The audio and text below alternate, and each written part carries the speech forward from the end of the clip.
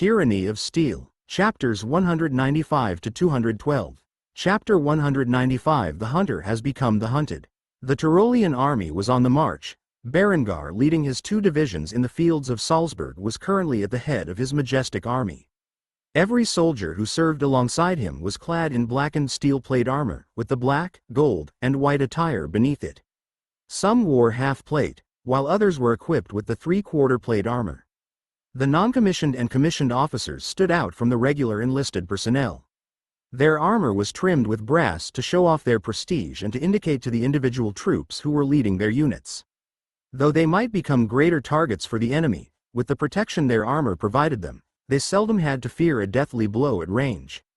At the moment, Berengar and his forces had set up an encampment in the field. Berengar spoke to General Arnulf and several of his high-ranking officers about the current situation in the county of Salzburg. Arnulf was the first to bring new information to light.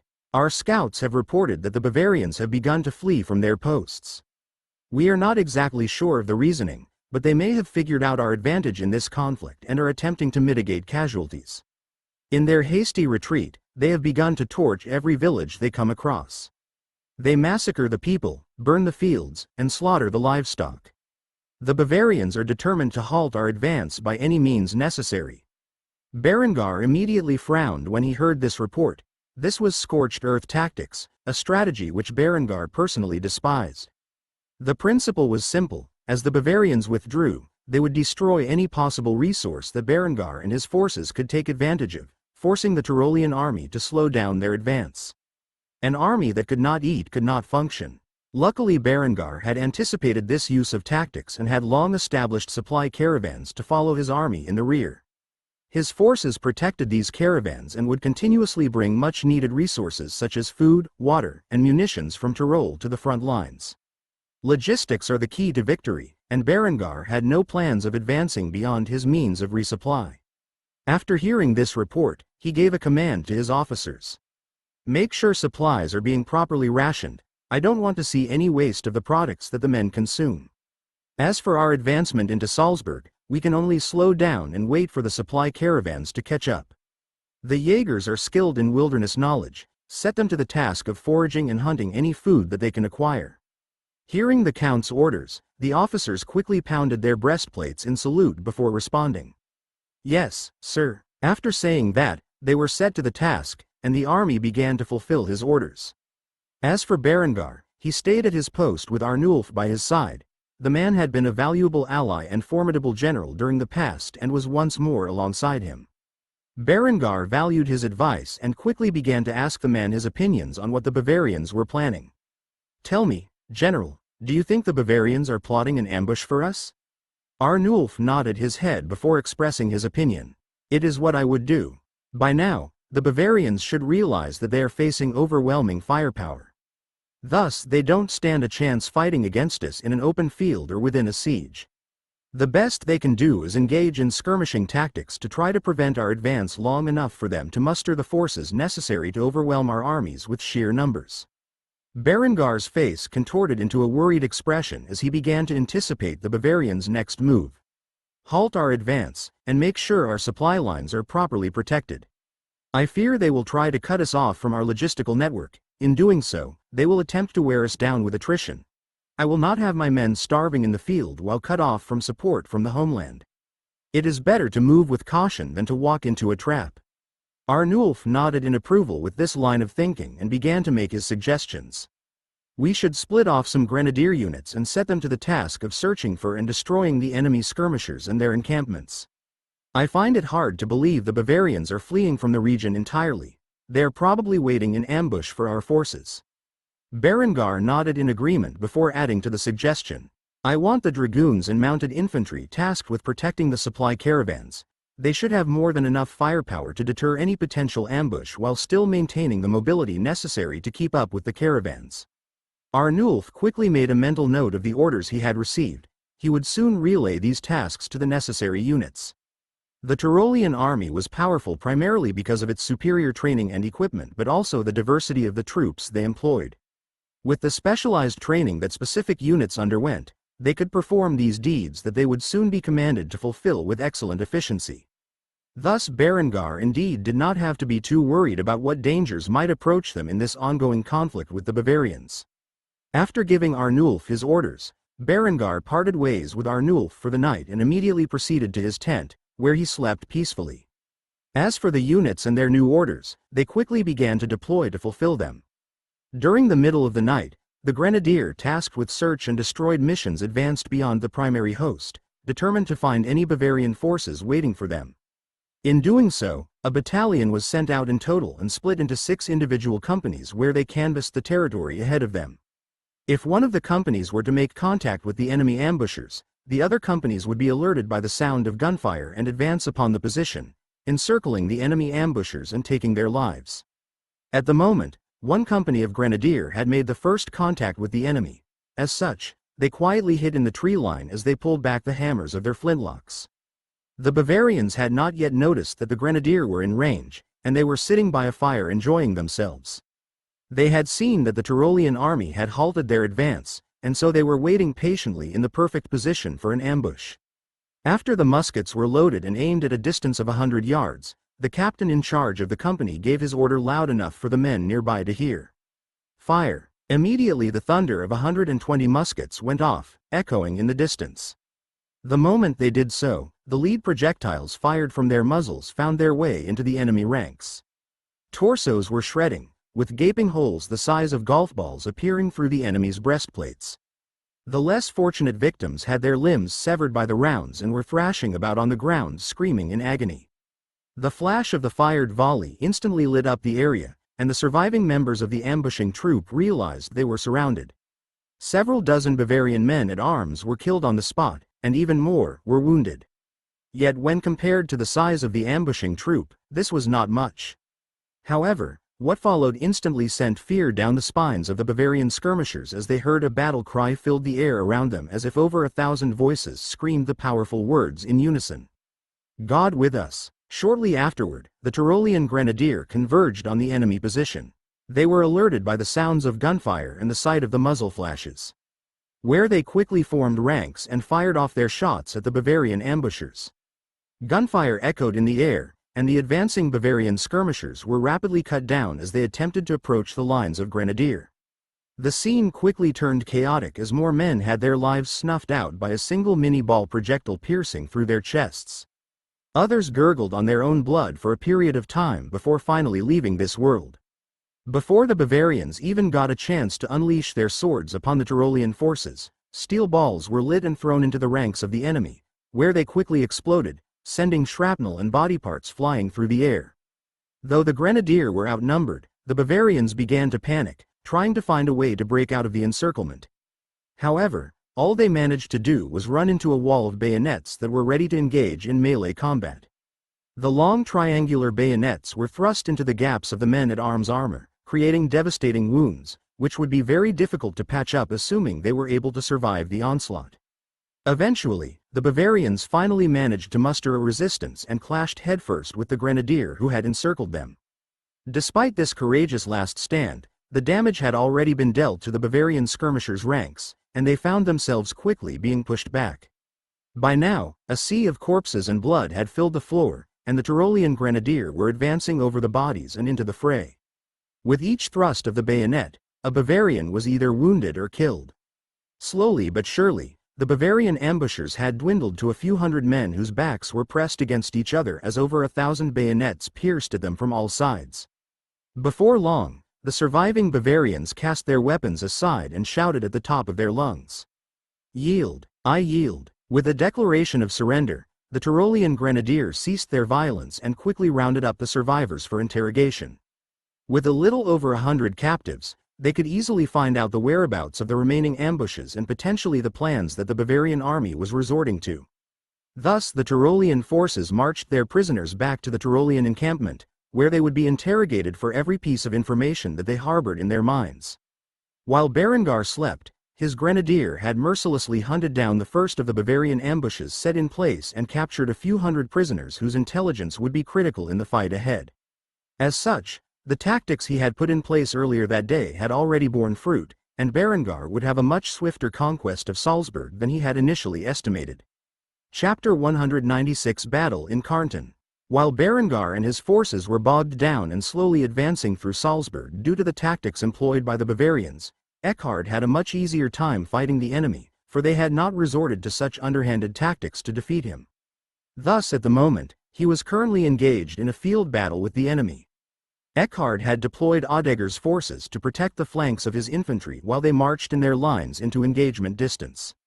As for his cavalry, they were waiting on standby for their orders to charge. At the moment, Eckhard's 70 field guns were in position and had just begun their bombardment upon the enemy army, which was between 5,000 to 7,000 men strong. As the cannons echoed into the air and the explosive shells repeatedly pounded the enemy lines, the Bavarians did not panic. Instead, they marched faithfully into the fire and towards the Tyrolean ranks. As for Eckhard, he was at the front lines, with his sword in hand, which was also based upon the 1877 British heavy cavalry sword. It had become the basis for all swords wielded in the Tyrolean army. The blade balanced perfectly in his hands as he continued to march orderly by his troops. Arrows and bolts fell upon the marching soldiers in volleys, but the Tyroleans did not fear their sting, for their armor would protect their vitals. Because of how resilient their defenses were, they were undeterred by the minor flesh wounds which accumulated on their bodies as they continued to march at an orderly pace. Only when the enemy was at a distance of roughly 300 yards did Eckhard give his command to his line of infantry. With the authoritative voice of a veteran field marshal, Eckhard raised his sword and pointed it at the enemy as he bellowed for all his men to hear. "Present arms." The moment he did so, the soldiers who held their loaded rifled muskets lowered the weapons into a position where Eckhard once more gave a command. The front rank instantly knelt while the rear column pointed their rifled muskets above their heads. "Take aim." After doing so, his words were relayed to the thousands of infantry among his ranks by the various officers and NCOs within earshot. When he finally felt that the enemy was within an acceptable range, he gave the final command. "Fire." In doing so, thousands of muskets went off in unison, at the distance of 300 yards. Where they spit lead out of their flashing muzzles, accompanied by the roar of gunfire, which instantly echoed across the battlefield. The moment the muskets went off, thousands of .58 caliber mini-ball projectiles went downrange. They crashed into their targets, shredding apart the steel body armor in which many of the enemy troops were equipped as if it were nothing more than wet toilet tissue. Blood splattered, and bones splintered as the lead projectiles made their way past the enemy's defenses and into their flesh, often coming out the other side of the steel armor. Instantly thousands of men collapsed to the ground, either gravely wounded or dead upon impact. The Bavarian vanguard was shattered in a moment, and the surviving veterans among their ranks began to panic.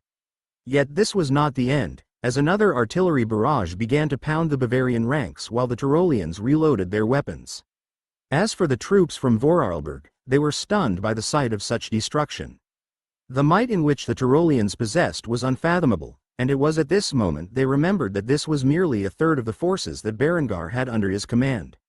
Such an army was more than capable of sweeping across Austria and reclaiming the land themselves. They felt as if they were merely present to witness the carnage. Blood-curdling screams filled the air alongside the thunder as the Tyrolean forces finished reloading before the same series of commands were ordered. However, at this point, the Bavarian commander could no longer withstand the sight of his troops routing and thus ordered his cavalry to charge. The heavily armored knights of Bavaria, alongside mounted men-at-arms, rushed towards the Tyrolean infantry with anticipation. Thus far, none of Berengar's armies had been defeated in combat. With the cavalry charge, they truly believed they could change the tide of this battle. Eckhard immediately noticed the cavalry beginning their attack and gave another order to his soldiers, which was quickly relayed in fashion by the numerous officers and NCOs among their ranks. Square formation. Upon ordering this command, the soldiers in Eckhard's army quickly began to form ranks in the form of a hollow square.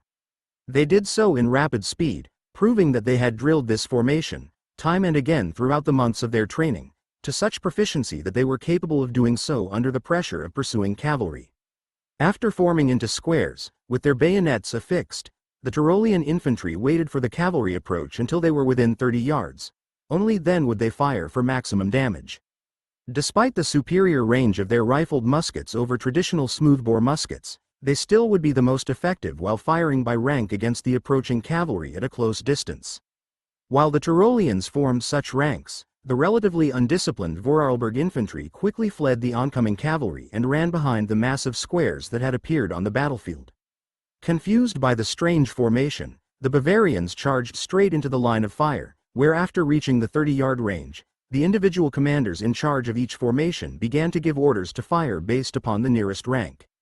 The moment they did so, the destructive power of the .58 caliber lead projectiles in the form of mini-balls shredded through the steel plate armor and barding of the knights and their horses, instantly dropping the cavalry bold enough to attack. Some riders survived as their horses fell before them, yet the Tyroleans' disciplined ranks were unfazed, never once breaking formation. To break ranks was to face certain death. These were the words their drill instructors had beaten into their heads throughout the many months of training the men had undergone to be fully recognized as soldiers. As such, the Tyroleans stood in their ranks, reloading before firing on the next attempted cavalry charge, which was met with equally disastrous results. All the while, Eckhard was within the hollow area of the formation alongside several officers. As a man with a sword, his usefulness in this formation was nothing more than being a commanding voice. Thus he spat out commands as the cavalry continued to charge at the formation, hoping to break through with superior numbers. Left flank fire, right flank fire, center column fire. The veteran field marshal continued to declare his orders, while the men beneath his command followed them to the letter. Before long, the cavalry was eliminated, with those few surviving members having fled the scene during the second attack. They could not believe that their heavily armored knights were useless in the face of the absurd Tyrolean weapons. Seeing their knights being broken, the Bavarian forces were filled with trepidation. Yet, their worries were far from resolved, as the artillery brigade continued to batter their ranks, no matter how far they fled. However, suddenly the artillery battery stopped, and for a brief moment, they felt reprieve. That is before they noticed the Tyrolean cavalry dashing down the hillside and towards their broken ranks. Berengar's rules were simple: so long as an enemy did not surrender, they were fair game and were to be given no quarter, even if they were running with their tail between their legs.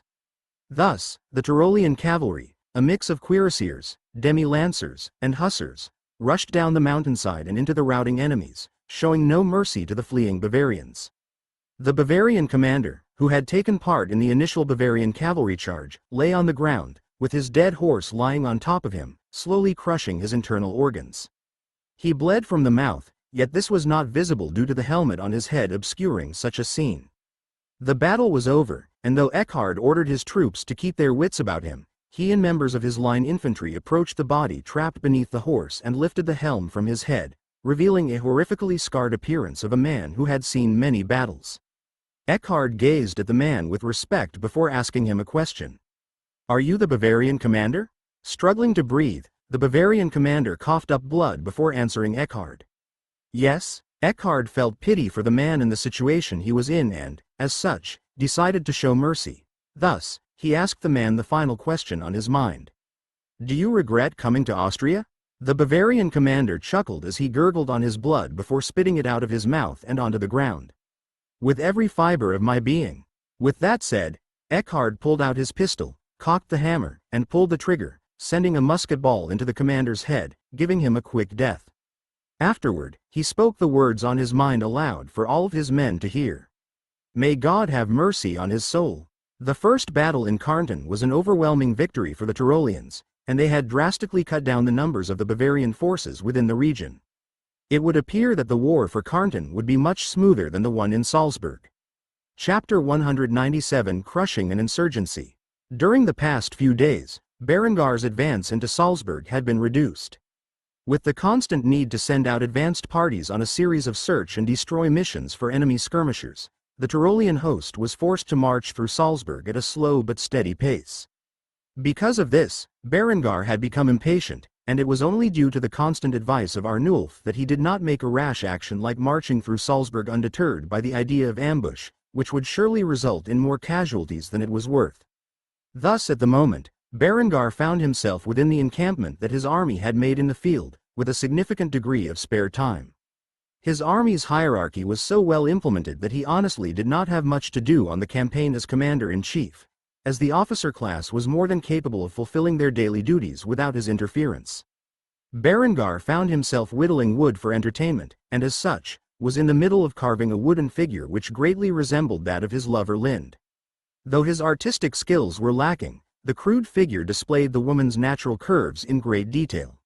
It was not a bad piece of work, considering his relatively poor art skills. It was at this moment that the flaps to his tent parted, and Anrulf forcefully entered, seeing that his lord and commander was in the process of making a wood statue of what appeared to be a full-figured woman. Arnulf wisely chose not to question it, and instead reported the news that he had received. "Your Excellency, I have a report to make." Berengar did not bother placing down the wooden figure that he was still in the process of carving. Instead, he continued to do so while listening to Arnulf's words. As such, he nonchalantly approved Arnulf's request to inform him of the matters at hand. "Go ahead." Seeing that Berengar was more interested in his sculpture than the important news he had to share, Arnulf quickly sighed before starting the report with a phrase that would be sure to grab Berengar's attention. "We have gained some viable intelligence from the captives." Hearing this news, Berengar's ears perked up, and he immediately stopped his activity. Instead, he placed the half-finished wooden sculpture on the stand next to him and the knife with it before shifting his full attention to Arnulf, where he responded to this news with a great deal of curiosity. "Go on." Seeing that Berengar's interest was fully captured, Arnulf smiled before fulfilling the rest of his report. As such, he placed the map in his hand down onto a nearby table in Berengar's tent and spread it out where it displayed several marks on specific positions in the nearby hills and forests. "These are the locations of the enemy ambushes within the nearby area.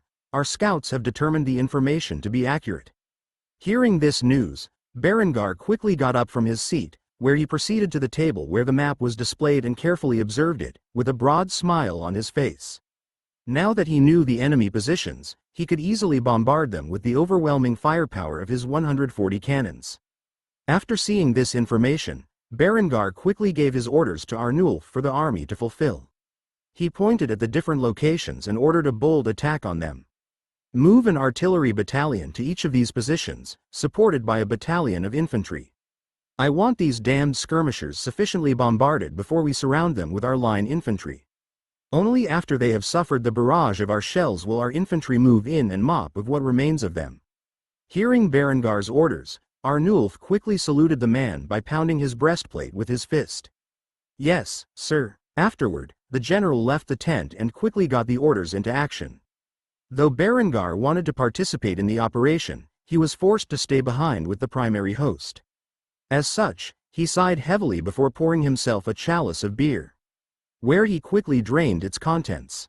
As for the operation itself, the Tyrolean forces who were ordered to partake in the attack quickly moved off to their positions.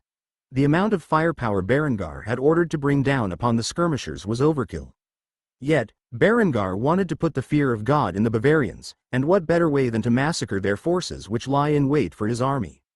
As such, the locations that the skirmishers hid were quickly surrounded by Berengar's artillery and infantry. At all four areas, there were hundreds if not thousands of Bavarian ambushers gathered, hiding, and waiting for the main Tyrolean force to pass by so that they could converge on the enemy and surprise them with a rapid assault. Unfortunately for the Bavarians, they had been betrayed by the captives, and thus without realizing it quickly came under the assault of artillery, whose roars echoed in the air like the thunder of God. The explosive shells landed upon the position of the Bavarian skirmishers, exploding upon impact and sending shrapnel throughout the air. The 12-pound steel ball, which was utilized as the host of the explosive, contained enough shrapnel to gravely wound or even kill those unfortunate to be caught in its range. The shards of steel were flying out at such speed that they were fully capable of penetrating through the less solid armor like Brigandine. As for the full-plate armor, it was partially resistant to the shrapnel. However, the explosive blast itself was more than capable of killing the men caught within its lethal range. Most of the men at arms of the Bavarian army were not fully equipped in plate armor, maybe a breastplate and a helmet, but there were plenty of gaps in their armor, and as such, the shrapnel easily pierced through those gaps and into the flesh of the men unfortunate enough to be hit by it. The bombardment did not stop with a single volley. The men who had survived the initial onslaught only had roughly half a minute to get their thoughts in order before another volley was fired from the 18 field guns present at each location.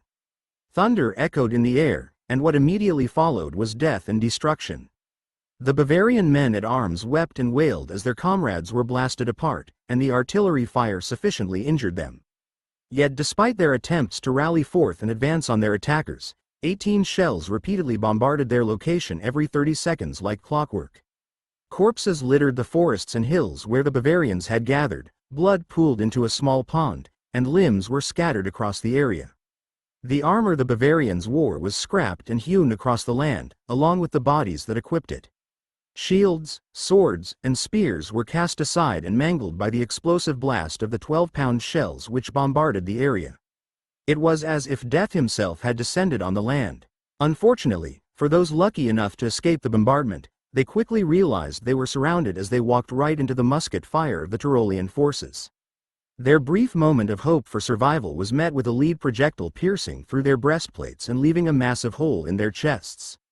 With the first wave of Bavarians utterly decimated by the artillery bombardment, and the second gunned down by the muskets, the Tyroleans rapidly reloaded their weapons as more men desperately tried to escape the encirclement. However, their fates were sealed the moment their locations were revealed to the Tyroleans. Though the artillery bombardment continued to focus on the center of the encirclement, blasting apart those unfortunate enough to get caught within its shockwave. The majority of the Bavarians had now rushed out of the forests and hills they occupied and into the Tyrolean infantry, who were well prepared for their attacks. In doing so, another volley was fired from the line infantry, which shredded the bodies of the men-at-arms, equipped chiefly with melee weapons. The few archers in their ranks who were still alive had opted to stay from afar launch their missiles into the Tyrolean forces. However, it was far less effective than they had imagined. Only a tiny number of Tyroleans were killed and wounded by the arrows and bolts that fell in their direction. The rest unleashed their bayonets on the men-at-arms, who rushed to their positions in a desperate attempt to break through and flee the scene. Yet the Tyroleans were well prepared for such a reality, and thus the bayonets thrust into the gaps in the enemy's armor, piercing the limbs and bodies of the Bavarians and spilling their blood and guts onto the field. This chaotic scene of absolute brutality showed itself throughout the 4 regions that harbored the Bavarian units. No man could escape the encirclement that the Tyroleans had captured them in. As for the archers, they were quickly picked off by the Jaegers, who stayed in the distance of over 500 yards and expertly shot their foes with their hexagonal bullets, piercing through the brigandine and gambeson of the Bavarian archers and crossbowmen. With this assault, the Tyroleans had single-handedly brought down the threat that loomed over their heads for the past few days, one that had slowed their advance. The course of the war for Salzburg had shifted in a matter of hours, and those who were fortunate enough to survive the carnage found themselves captured and interrogated for information. With the insurgency crushed and his supply lines secured, Berengar could once more swiftly march onto Salzburg and meet the main Bavarian force preparing for his eventual arrival. The war for the county of Salzburg would be decided in a large-scale battle between roughly 20,000 Tyroleans and 5,000 Bavarians. Berengar was sure that the conflict would be a one-sided massacre. Berengar's army was already of considerable size for the era, far more than a count like himself should have. On the other hand, the Duke of Bavaria had paid a significant expense in raising such a large army of his own to march on Austria. It had a fair amount of levies, mercenaries, and men-at-arms among its ranks. In total, the Bavarians had roughly 50,000 men in the region at the start of the conflict. With Berengar's and Eckhard's multiple victories, both at the border conflicts and in their ongoing invasions, the Bavarians now had less than half of that remaining. Salzburg was considered an area of critical importance, and thus Duke Dietger had invested a fair amount of troops into the region. Most of them were now either dead or captured. Thus, Battle of Salzburg was a fight that Berengar was greatly anticipating. For if he could display his overwhelming might in Salzburg, it might intimidate the future Bavarian armies to surrender at the sight of his forces. At least he hoped for such an outcome, though he recognized the possibility of such a thing was slim. Nevertheless, he intended to wipe the floor with the Bavarian army waiting for him at his destination. Chapter 198: An Unexpected Welcome. With the skirmishers defeated, Berengar and his army were once more on the march, and it did not take them long to arrive at the city of Salzburg. However, when they arrived, they noticed that the Bavarian forces had already fled the scene. There was not a single sight of an ongoing siege effort, and the camp they left behind appeared as if it was quickly abandoned. Berengar was quite disappointed at the sight, seeing how he wanted to crush the Bavarian army and spread fear among their ranks. However, it would appear that they were already greatly intimidated, and as such, had fled the region in its entirety, leaving it in the hands of the Austrians. Though Berengar had wanted to pursue the retreating Bavarians, he also had business to discuss with Wolfgang's little brother. The man had valiantly defended Salzburg to the best of his efforts, and such Berengar approached the city gates with his guards. The banners of House von Kufstein were flying behind him as he neared his destination. When the city garrison noticed the massive army approach their gates, they were filled with trepidation. However, when they noticed the friendly banners that the approaching forces flew, their concern rapidly dwindled. As Berengar approached the gates, they were opened for his arrival, where he was greeted upon entry by the garrison's commander. "Count Berengar, we were not expecting your arrival. I now understand why the Bavarians so rapidly abandoned the siege against such overwhelming numbers. It is no surprise that they would flee for their lives." Berengar smiled as he returned the compliment. "Even if I were not on my way to aid you, I feel as if the brave men of Salzburg would be capable of repelling the enemy forces. Tell me, is it possible for me to meet with Adelbrand? I have much to discuss with the man." Seeing that the Count of Tyrol was here on urgent business, the commander of the garrison dared not to hold him any longer and swiftly led Berengar to the castle, where he and his men entered its gates and proceeded to the great hall where Adelbrand, Wolfgang's little brother, was currently acting as the authority within the region. The man was not expecting Berengar's arrival.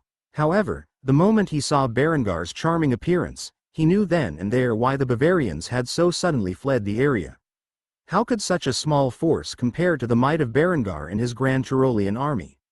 As such, he extended his hand in greeting to Berengar as the two noblemen quickly approached one another. "Count Berengar, I must say I am glad to see your appearance. I was beginning to fear that you had decided to stay within your domain and wait out this war." Berengar smiled as he heard such a remark and responded with a well-crafted statement. "Unfortunately for the Bavarians, I decided to use my defenses to buy some time so that I could draft a large army, capable of fully annihilating the enemy and driving them out of our lands." Hearing this, Adelbrand immediately understood why Berengar had stayed out of the conflict for so many months. In the long term, such a strategy was bound to be successful, though he had no idea how vast of an army Berengar had produced during this time frame. As such, he immediately questioned Berengar on the size of his forces. "Tell me, Your Excellency, just how large of an army are we talking about here?" Upon hearing this question, Berengar's lips curved into a smug grin where he proclaimed the size of his army with forced humility. "Oh, not much, only 30,000 men." Adelbrand nodded his head and responded to Berengar. 30,000 men, not much indeed. Wait a second, you have 30,000 soldiers." The young nobleman was quite shocked by this figure. Such a large army was something a duchy or even a kingdom could draft, but he had never heard of a county having such a large army before. Maybe Lothar, but that was because he had spent a vast fortune acquiring many mercenaries. Upon seeing the man's expression, Berengar, of course, smiled at him and nodded his head before explaining his plan. "I have sent 10,000 of them with my Field Marshal Eckhard into Kärnten, where he alongside the Count of Vorarlberg will regroup with Count Otto of Steiermark and forcefully seize the region. Afterward, we will march upon Upper and Lower Austria, where we will forcefully drive the remaining Bavarians out of our lands."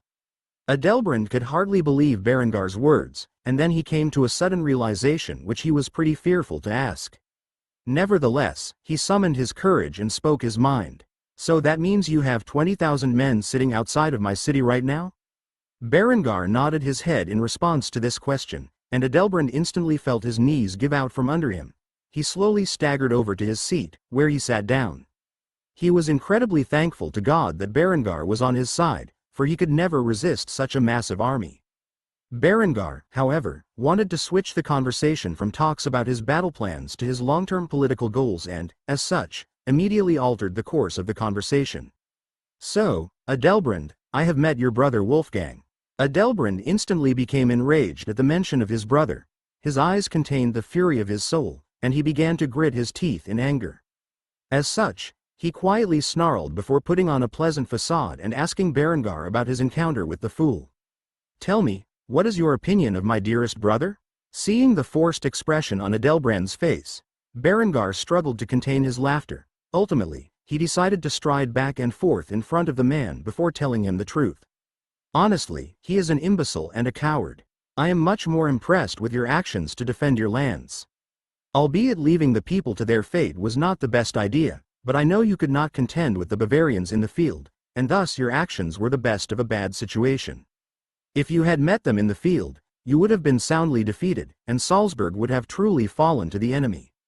Seeing the pained expression on Berengar's face, Adelbrand instantly began to fear the results of his actions and thus asked Berengar about what had happened in the county while he and the other lords of the realm hid behind their large stone walls.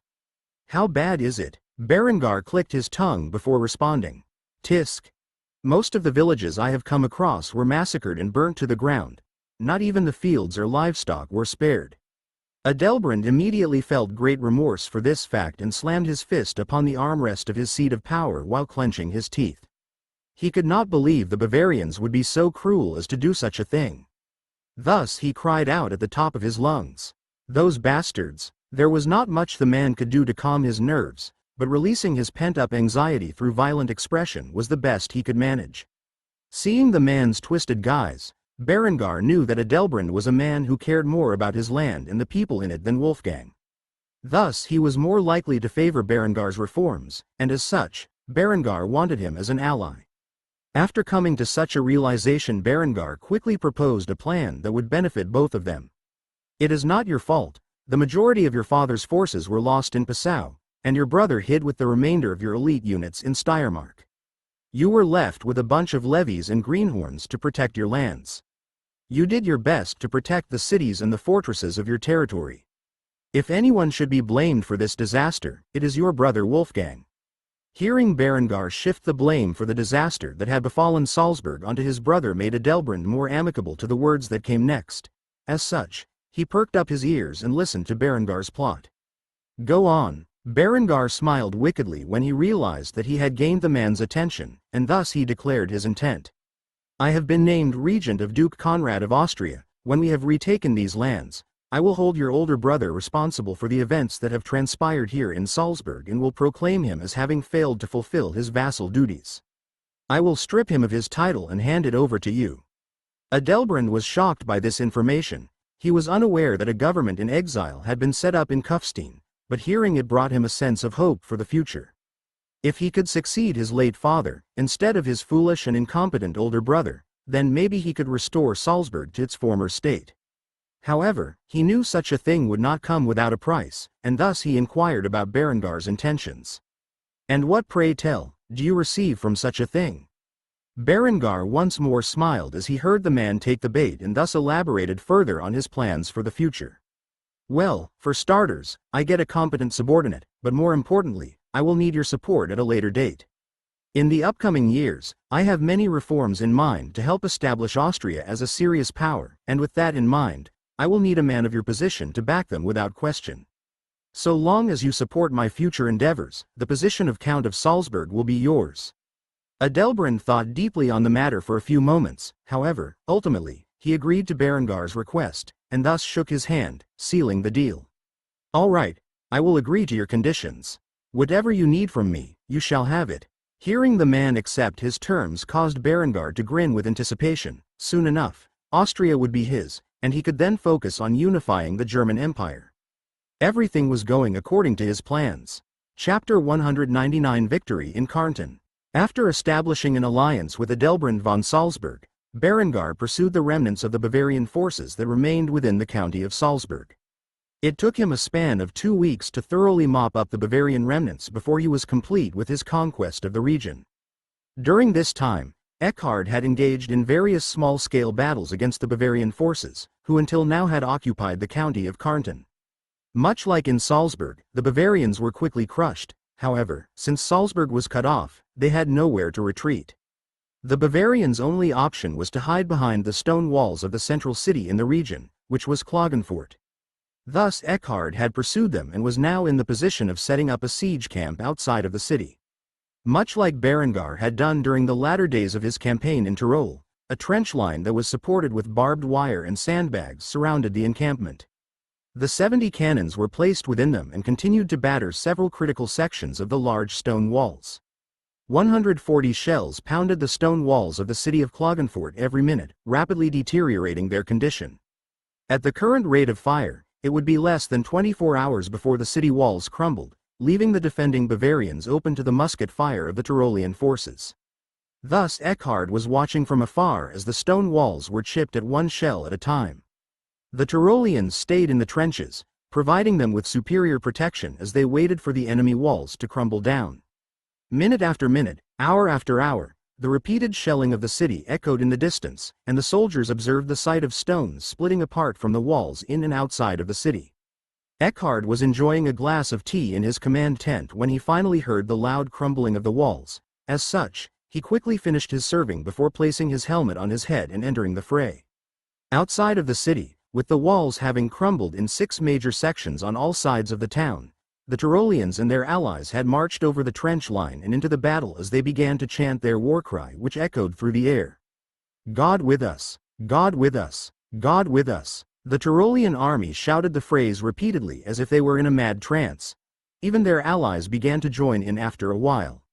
The sight of roughly 25,000 men outside the city walls, chanting the battle cry in unison, frightened the Bavarian defenders to the core. However, they knew now that there was no retreat. They either defended the city or died in the process. Those were their only 2 options. As such, the battle had begun, and the Tyroleans unleashed musket fire on the defending lines that stood at the gaps in between the city walls.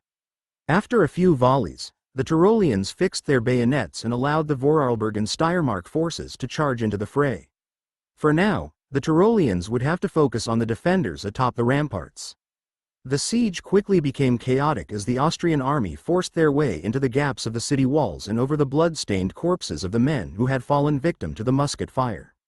Medieval forces clashed among each other as the Austrian soldiers valiantly fought to reclaim the city of Klagenfurt from the Bavarian occupiers. Eckhard gazed from afar with his spyglass as he saw the heavily armored Steiermark infantry act as the vanguard. The courageous men pushed their way into the fray and began to use their blunt and bladed weapons to slash and hack at their foes in a gruesome display of violence. Count Otto personally led the charge, wielding a warhammer in his hand, which he used to smash against the helmet of a nearby opponent. The deadly blow crunched the steel helmet beneath it and fractured the opponent's skull, leaving him dead on the spot. On the other side of the city was Ku Oediger, who wielded a longsword. The 2 counts valiantly led their forces into battle from opposite directions as they cut away at the Bavarian points dwelled within the city. Oediger parried an oncoming sword thrust before adeptly counter-attacking with a lunge through the opponent's mail aventail, piercing the man's throat and ending his life. The chaotic scene of the ongoing siege was caught by Eckhard's spyglass, who grinned at the sight. Soon enough, victory would be theirs. As for the Tyrolean forces, they managed to stay back from the front lines and repeatedly fired their shots towards the enemies in the ramparts above whenever an opportunity presented itself. Any Bavarian who was foolish enough to poke his head over the merlins was quickly gunned down. Eventually, the Bavarians were overwhelmed by the onslaught and pushed further and further into the city. The Austrians had now secured the gates of the city, as well as the walls beside them. With that in mind, Eckhard ordered the Tyrolean infantry to barge into the city. Now was the time for the Tyrolean line infantry and grenadier to shine. As such, the Tyrolean infantry rushed into the city, forming firing lines and gunning down the fleeing Bavarians who desperately dashed to the center of the city in hope of some kind of reinforcement. The volleys rapidly shot down the Bavarian soldiers, and their bodies were cast aside in the street, bleeding out onto the roads. Eckhard had personally entered the fray, marching into the city like a conquering general. The veteran field marshal had an aura of authority around him that was second only to Berengar's. Yet the young count was not present at this battle, and thus it was Eckhard's charisma that carried the Austrian forces to victory. As the Bavarians fled closer and closer to the center of the city, they were finally surrounded by the Austrians on all sides. If the Tyroleans desired, they could unleash a volley from 360 degrees and annihilate the enemy. However, Eckhard smelled a chance for profit and quickly ordered his troops as he entered the scene. "Hold your fire! Hold your fire!" Seeing that the Austrians had held their position but could slaughter them at any moment, the Bavarian commander called out to the man who had given the orders. "Are you the leader of this army?" Eckhard merely nodded at the commander as he held his sword within his hand. "I advise you to surrender. It would be pointless to lose any more of your men in this vain struggle of yours." The enemy commander merely opened up the visor of his helmet and spat on the ground. "You are nothing more than a minion of Berengar the Accursed that makes you a servant of the devil." Hearing these words, Eckhard frowned. It would appear that the enemy commander was a pious man who took his orders from the Pope. The new pope had declared that anyone who surrenders to a heretic shall be doomed to eternal damnation. To a true believer like the enemy commander, he would rather die than risk his soul by surrendering to those he perceived to be heretics. Seeing that the man was not going to surrender, Eckhard merely sighed before giving a dreadful order to his soldiers who had gathered around the Bavarians with their muskets pointed in the direction. Open fire. With that, a volley was fired from all angles, shredding apart the remaining Bavarian troops. Not a single member of the defending army had survived the siege. Seeing such pointless death, Eckhard could not prevent himself from complaining. Pious fool, I hope you burn for eternity for leading your men to such a cruel fate. As for Otto and Oettinger, who witnessed the ruthless execution of the surviving Bavarians, they felt no pity. These men had invaded their lands and set the duchy aflame. Death was well deserved in their eyes. Otto approached Eckhard and clasped the man on the shoulder. You gave them a chance. That is all that matters. They got off lightly for what they have done to these lands. Eckhard merely shrugged the comforting hand aside as he looked into the sky and off into the direction of Bavaria. He knew that after Austria had been reclaimed, Bavaria would be Berengar's next target. Soon enough, justice would be brought against the enemies of Austria. As for how it was handled, Eckhard could only guess what Berengar would do to the Bavarians after he conquered them. The siege of Klagenfurt was over, and Kärnten, for the most part, was secured. Several weeks had passed since the beginning of their campaign, and many lives were lost, precisely that of the Bavarians. Now Eckhard would leave behind a garrison to control these lands and march into Steiermark, where he would march through the safety of its grounds and into Upper Austria. As for Berengar, he and his massive army would march on Vienna and root out Duke Dietger and end his occupation of Austria once and for all. Chapter 200 Assassinating an Enemy General. During Berengar and Eckhard's dual advancement upon the occupied regions of the Duchy of Austria, Lind had set Berengar's spy network to task with assassination and sabotage once more. At the moment, the same young female agent who had assassinated the garrison commander at Mähren was currently operating within the city of Vienna. She was just one of Berengar's many agents stationed within the capital of the duchy. She had recently received a coded message that claimed Berengar had been successful in his campaign for Salzburg and would soon be marching his massive army into Lower Austria and, by extension, the city of Vienna. As such, she had been tasked by Lind to make preparations for his arrival. At the moment, the young and beautiful agent was clutching onto the concealed handgun in her pocket, which was a pepperbox revolver. The device could fire 7 shots in a short period and would be instrumental to her plans. The woman was currently dressed as a common man, with her breasts bound by cloth to hide their size. She wore a hood over her head and had wrapped her long hair around her face, tying it so that it looked like a beard at first glance. Her task was a simple assassination. Since the successful capture of Vienna, Duke Dietger had returned to northern Bavaria to fight against the House of Luxembourg and their allies in the north. In doing so, he has left a promising general in his stead. She was targeting his lead general, who at the moment was taking a walk through the city. As she approached the man from afar, she began to overhear the general conversing with another nobleman. Count Siegmund has been cleared of all suspicion. It has been revealed that Count Berengar of Tyrol had smuggled the Habsburg boy into his territory. The foolish child has declared himself the rightful Duke of Austria and has placed Count Berengar as his regent. The general talked to the nobleman immediately scoffed as he heard such news and proudly declared his opinion. Count Berengar? Berengar the Accursed, as the Catholics call him. The Reformists refer to him as Berengar the Indomitable or Berengar the Conqueror. He has many nicknames. One thing is sure, he remains undefeated in battle and has a large army. Out of all the men sent to Salzburg, 5,000 men are the only ones to return from the region alive, even less from Kärnten. They say he alone has an army of 30,000 men at his back. You are renowned for being an able strategist. Tell me how this is remotely possible? The general sighed heavily before revealing his thoughts on the matter. It was something that he had thought about a great deal as the war continued to wage. Berengar had roughly 15,000 men in his field army when we first invaded Austria. This is not including the garrisons that he has fortified with hundreds of men each. In a few months, he has raised an extra 15,000, doubling his armies. He has a significant amount of wealth and heaven-defying industrial capabilities. As such, he can outfit every one of those men with proper equipment. On top of this, his forces utilize some revolutionary form of hand cannon, which no surviving examples have been recovered. As such, we don't know how they function or how effective they are. By equipping his soldiers entirely with these weapons, he must have created a revolutionary set of tactics for them to work correctly. Thus, there is no natural way of knowing how to counter them without trial and error. It is no wonder he continues to thwart our best efforts to stop his advance. If the rumors are true about the might his army possesses, then invading Austria was a mistake. In my humble opinion, we should retreat to Bavaria until we can learn how to counter the advanced weapons and tactics he uses in his army. Yet, His Grace Duke Dietger is determined to hold onto this land. Thus we have no choice but to defend it with our lives. The general was greatly troubled by Berengar's rapid conquest of the duchy.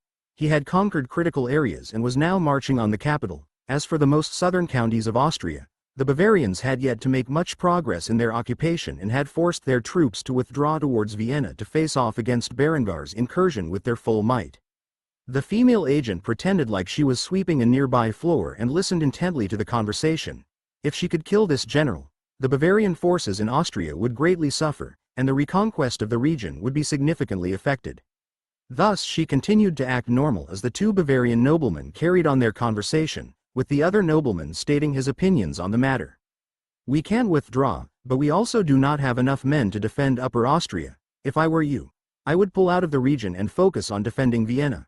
Hopefully, with these walls as our support, we can defend the region well enough. The general, however, sighed and shook his head. The longer Berengar's armies are split, the better chance we have to defend our territory. If the other 25,000 men from his forces and that of his allies regroup with him, we will be facing an army of roughly 45,000 men. By then, we will have no chance to defend the city. We will make our final stand here in Vienna, and if we fail, well, then hopefully, Dietger can learn from our mistakes and use the knowledge gained from this catastrophe to further defend against Berengar and his army in the future. The two men sighed in defeat, fully realizing that they were not able to fulfill the orders they were given. If the opportunity presented itself, they would gladly surrender and be ransomed back to Bavaria. For now, all they could do was wait for Berengar's arrival and prepare for the best of their ability. Unfortunately for the two noblemen, there was an assassin in the midst, and they had no idea that their conversation was being overheard. The female agent no longer desired to hear the conversation as it began to shift to banter. As such, she checked her pepperbox revolver to make sure it was loaded correctly and drew the hammer back before approaching the two men. Before they had time to react, the spy pulled the revolver out of her pocket, pointed it square blank at the general and the noblemen's chests, and fired 2 shots rapidly into their breastplates. They could not even withdraw their swords before their hearts had been pierced by the lead balls contained within the revolver. Now that the sound of gunfire was overheard, the woman fled into the distance, leaving the two men to bleed out on the street corner with a look of shock in their eyes.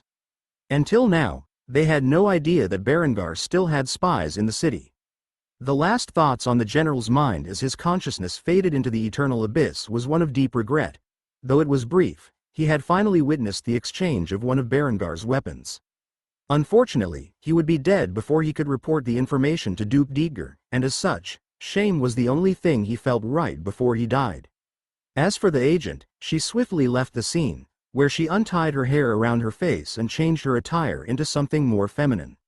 Not a single soul expected a woman was the one who had assassinated the general, and thus she was spared the pain of relocating once more.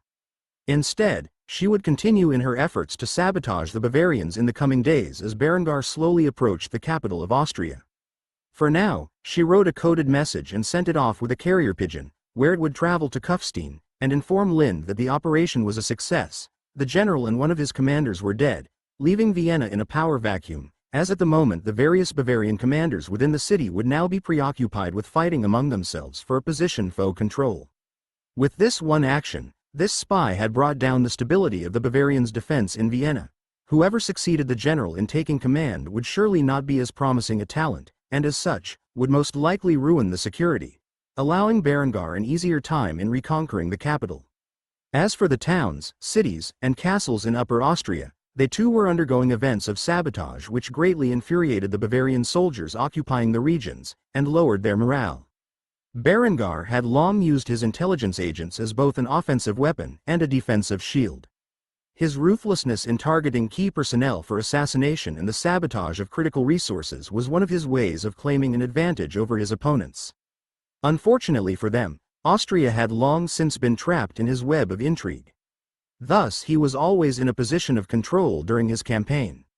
This massive advantage was all thanks to the efforts of Lind, for if Berengar had to micromanage his spy network himself, it would not nearly be this sophisticated. Chapter 201 Causing Trouble. While Berengar was preparing to invade Lower Austria and march on Vienna, Lind was back in Kufstein looking after the family, including herself, Henrietta, and Hans. She was also keeping a close eye on Conrad, who had begun to act out. The longer the war went on, the more impatient the boy became. At the moment, Conrad, Henrietta, and Lind were sitting at the dining table enjoying breakfast. As an act of disrespect to Berengar and to assert his authority while the man was away, Conrad sat in Berengar's spot next to Lind, which caused the woman to lash out at the youth instantly. "Conrad, that seat is reserved for the head of this household and belongs to the Count of Tyrol. You should show some respect to people's positions and sit elsewhere." Despite Linda's protests, Conrad responded with a sharp tongue as he verbally attacked Lind in an attempt to shut her up. "If this seat is reserved for the Count of Tyrol, then the seat you are seated in should be reserved for the Countess. Tell me, are you the Countess of Tyrol? Or are you merely the Count's mistress?" At this point, Lind was outright furious at Conrad's behavior and stood up from her seat before slapping him across the face. The moment she did so, Conrad stared at her in disbelief before attempting to protest. "What do you think you are?" However, before he could finish his statement, Lind had slapped him once again. The moment she did so, Conrad raised from his seat with his fists curled and yelled at Lind. "I am the Duke." The strawberry blonde-haired youthful beauty with the appearance of a goddess merely smirked smugly at Conrad before chastising him. "Then act like one." This statement irritated Conrad's nerves, and he raised his hand in an attempt to strike Lind for her actions, yet there was no fear in her eyes.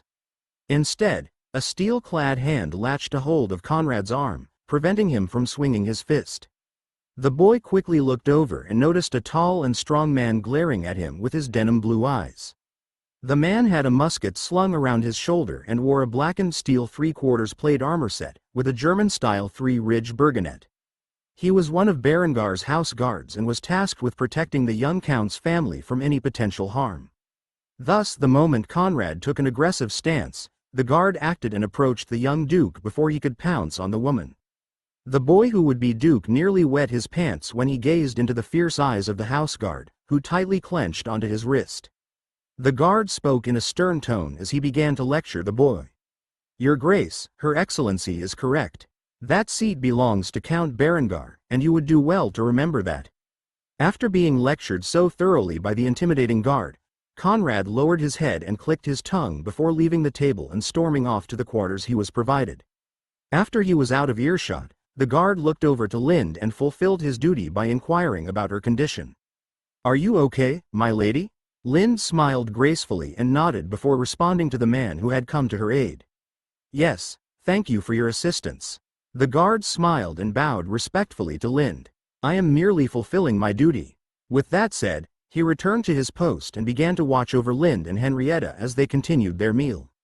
Conrad would have to go hungry for the time being. Conrad had ran off to his room, and on the way there, he walked past a door that had two armed guards in front of it. Many rooms in this castle were off-limit to the boy duke, as Berengar did not want him messing around with his stuff. This room, in particular, was Hans's room, where the infant child was protected around the clock by Berengar's most elite guards.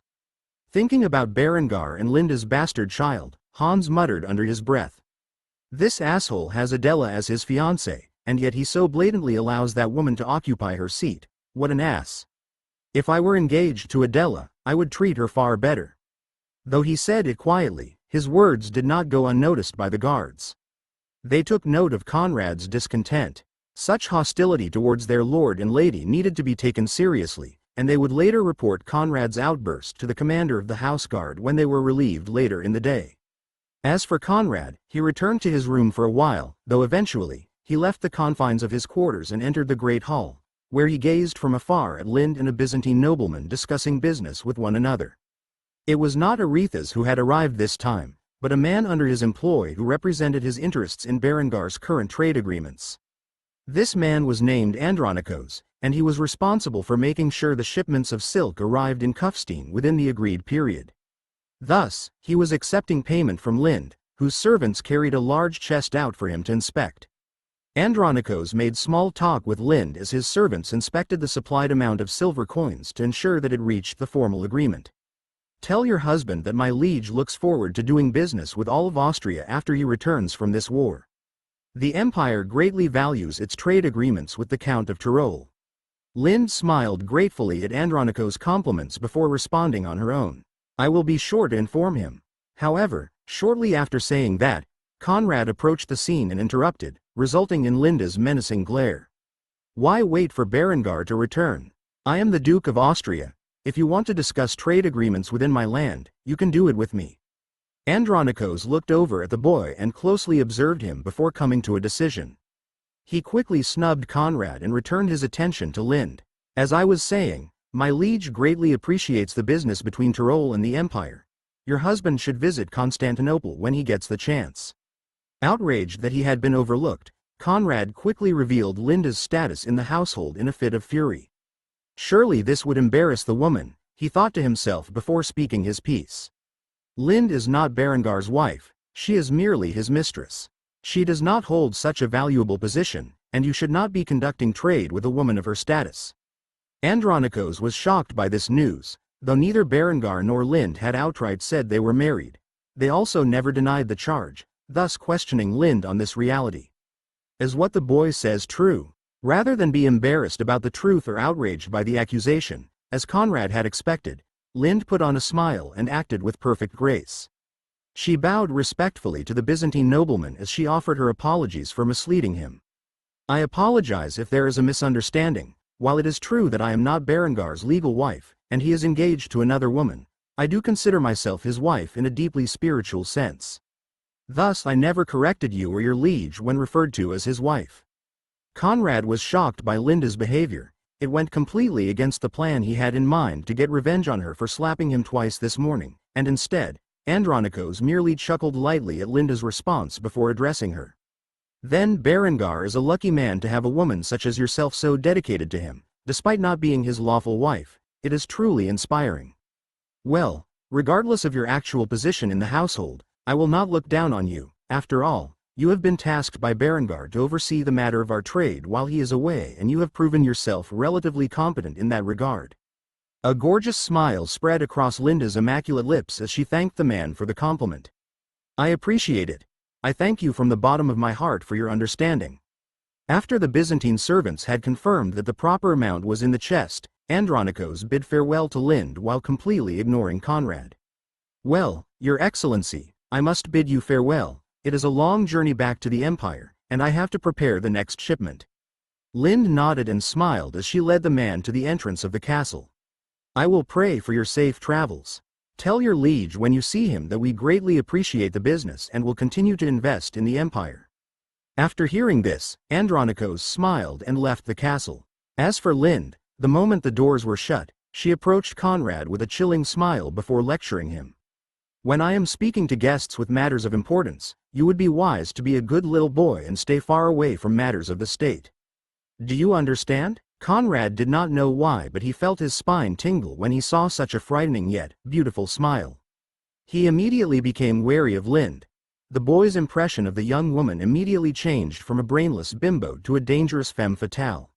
He thus became frightened of Berengar's lover and understood deeply that he should not provoke her in the future. Thus all he could do was bow his head to the terrifying presence in front of him and return to his room in shame.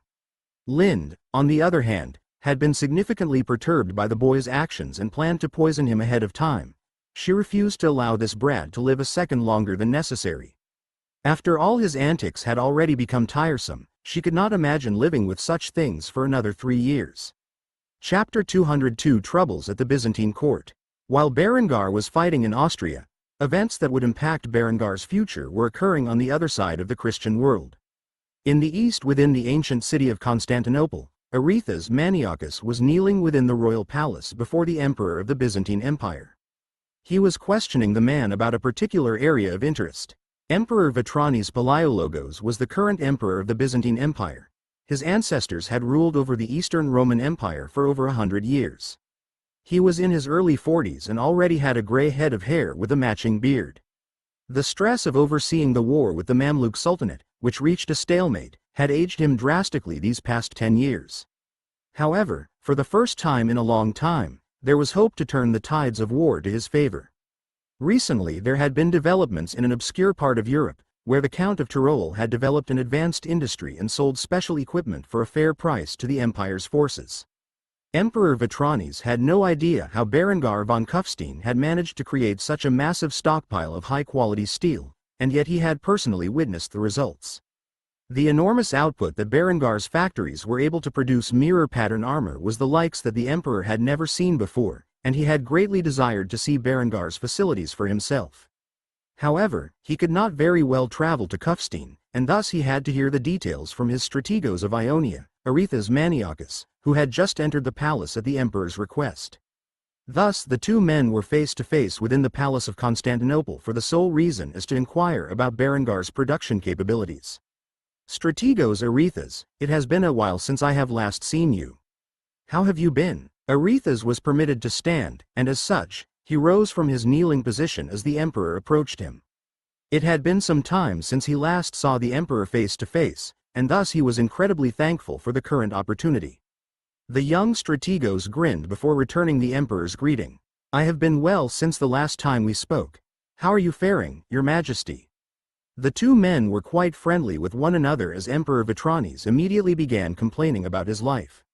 I have been better. For starters, my daughter grows more beautiful by the day. Her charm has managed to attract the attention of suitors across not only the Christian world but the Islamic world as well. I swear the number of princes she has declined over the past year must be in the dozens. She seems to have high ambitions for her future husband and won't listen to my suggestions. Raising a daughter is too much of a hassle for this old heart of mine to bear. Arethes immediately began to laugh at the Emperor's comment and tried to cheer him up. You are not that old, Your Majesty, you are only 43. However, the Emperor merely scoffed before chastising Arethes. If I were a commoner, I would be close to death by now. Hearing such a response, Arethes began to laugh before patting the Emperor on the back. Well, then we are lucky you are not, in fact, a commoner. As the two men walked through the palace and continued their conversation, Emperor Vitranes eventually brought up the topic he wanted to discuss. Arethes, I wanted to discuss with you about your visit to Kufstein. Tell me, how is that upstart count capable of producing so much steel? Arethes sighed heavily as he shook his head, his brunette hair glimmered under the light of the sun, as he cast a downtrodden expression before speaking. I genuinely wish I could tell you, but I was not allowed to see how he produced the steel, merely the facilities he used to transform it into arms and armor. It was a level of production I had never seen before. Even our national armories cannot compare to the efficiency that the Tyrolians are capable of. Quote, the Emperor sighed when he heard this news. He began to speak in a regretful tone. Well, that is a shame. I was hoping we could learn something from the Count of Tyrol. I hear he is currently involved in a war for control of Austria. Do you know how that is going?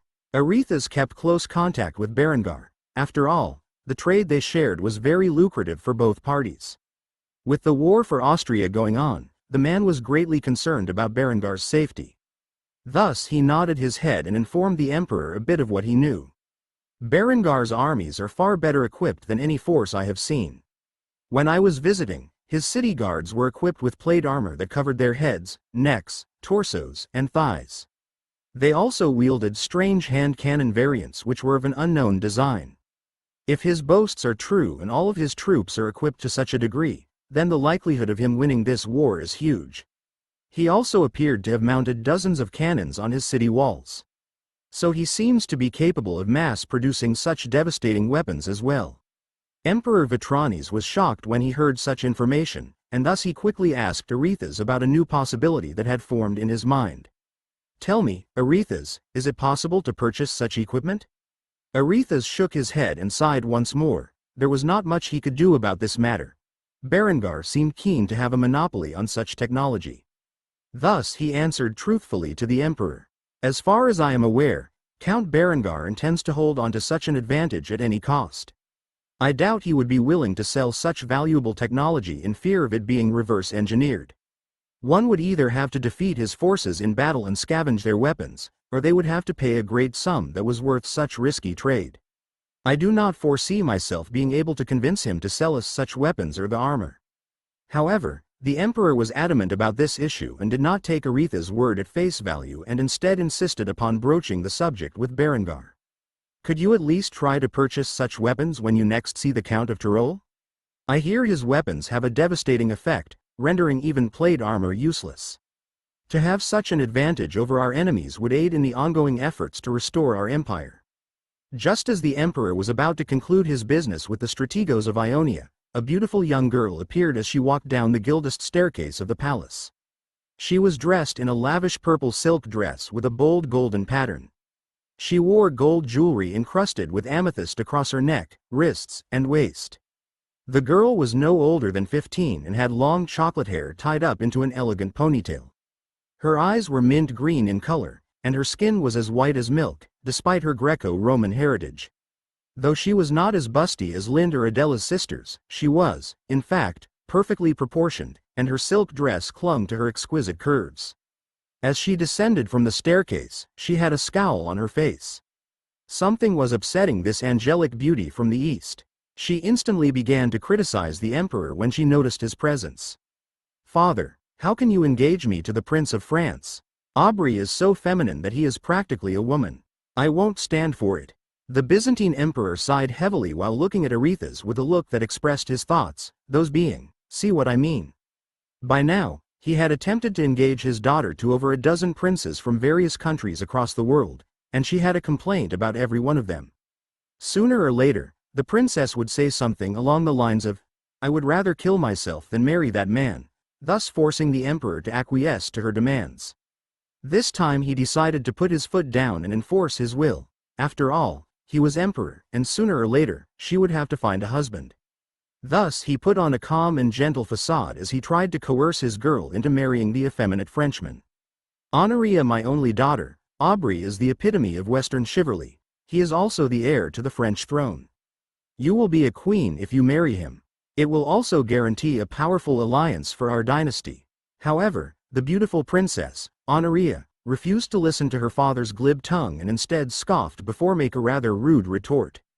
"Queen of France, you have to be kidding me. Who would want to be queen of a backwater kingdom like that?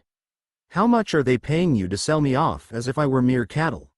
Seeing the reaction on her father's face, she knew she had hit the nail on the head. He had for sure been paid a significant sum to sell her off to the Prince of France. A man she was almost certain was a homosexual. If not, he was the girliest-looking straight man she had ever seen. As such, she was more adamant about refusing this marriage proposal than any other before. However, she had already cried wolf enough times that her father would no longer allow her to refuse.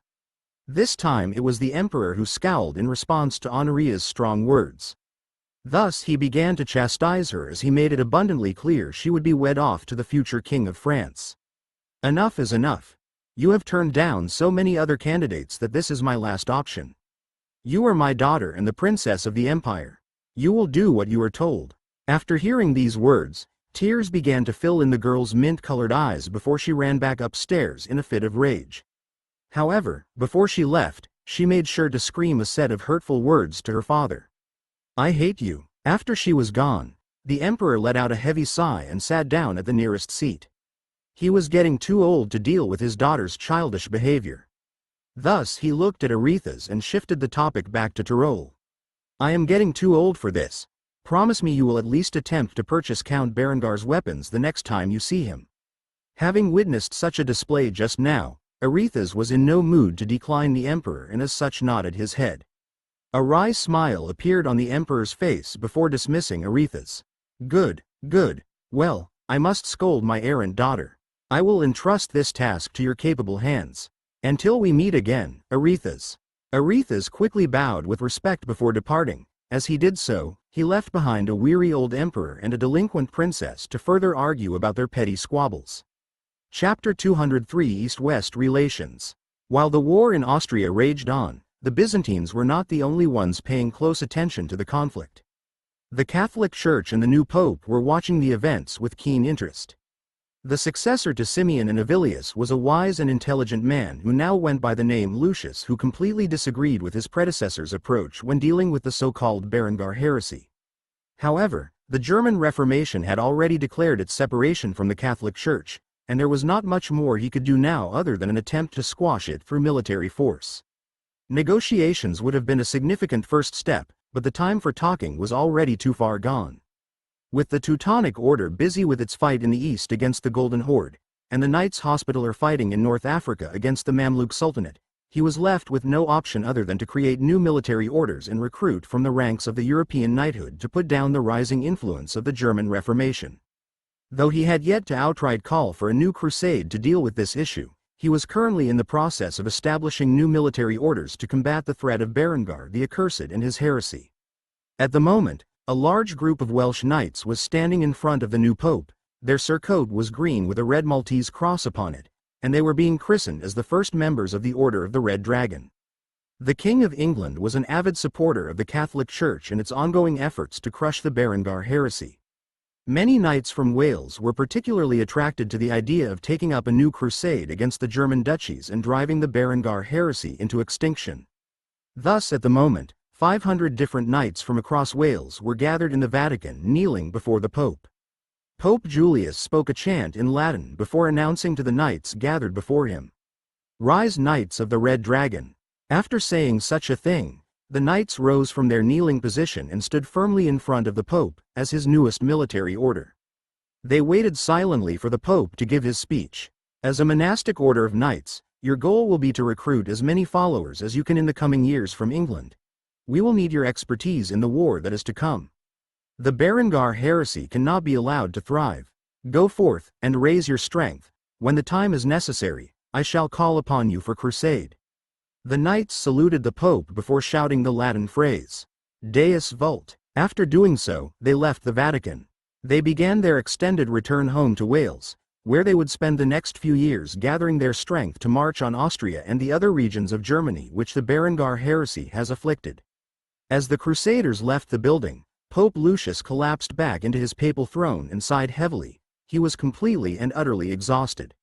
However, there was more on his menu to prepare for, and when his secretary approached him, he merely asked the question on his mind.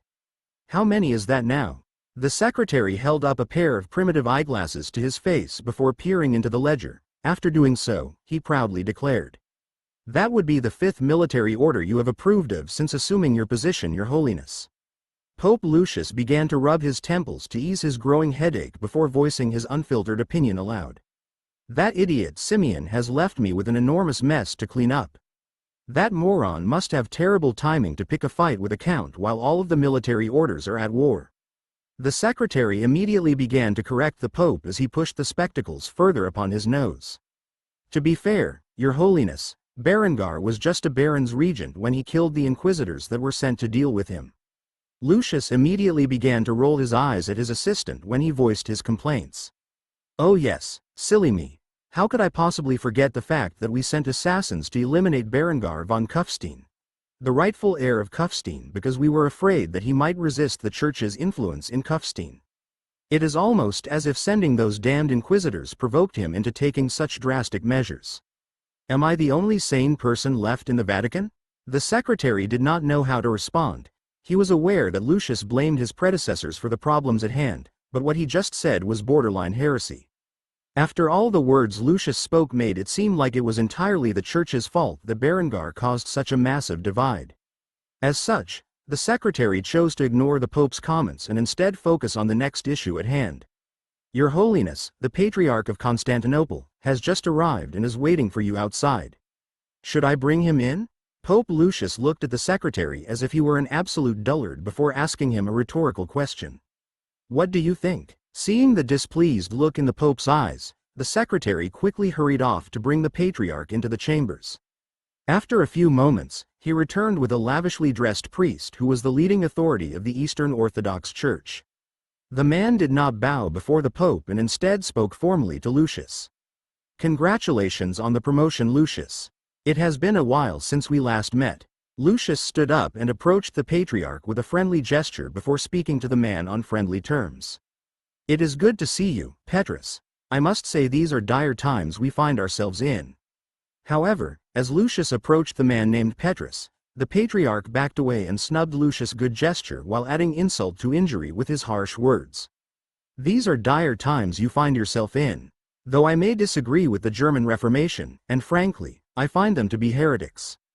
Count Berengar has provided great assistance to the empire, and for that, we will not get involved in your affair." Lucius had a worried expression on his face as he asked the Patriarch of Constantinople about his concerns. "You mean to tell me you will not aid us? After all the West has done to support the reconquest of your empire?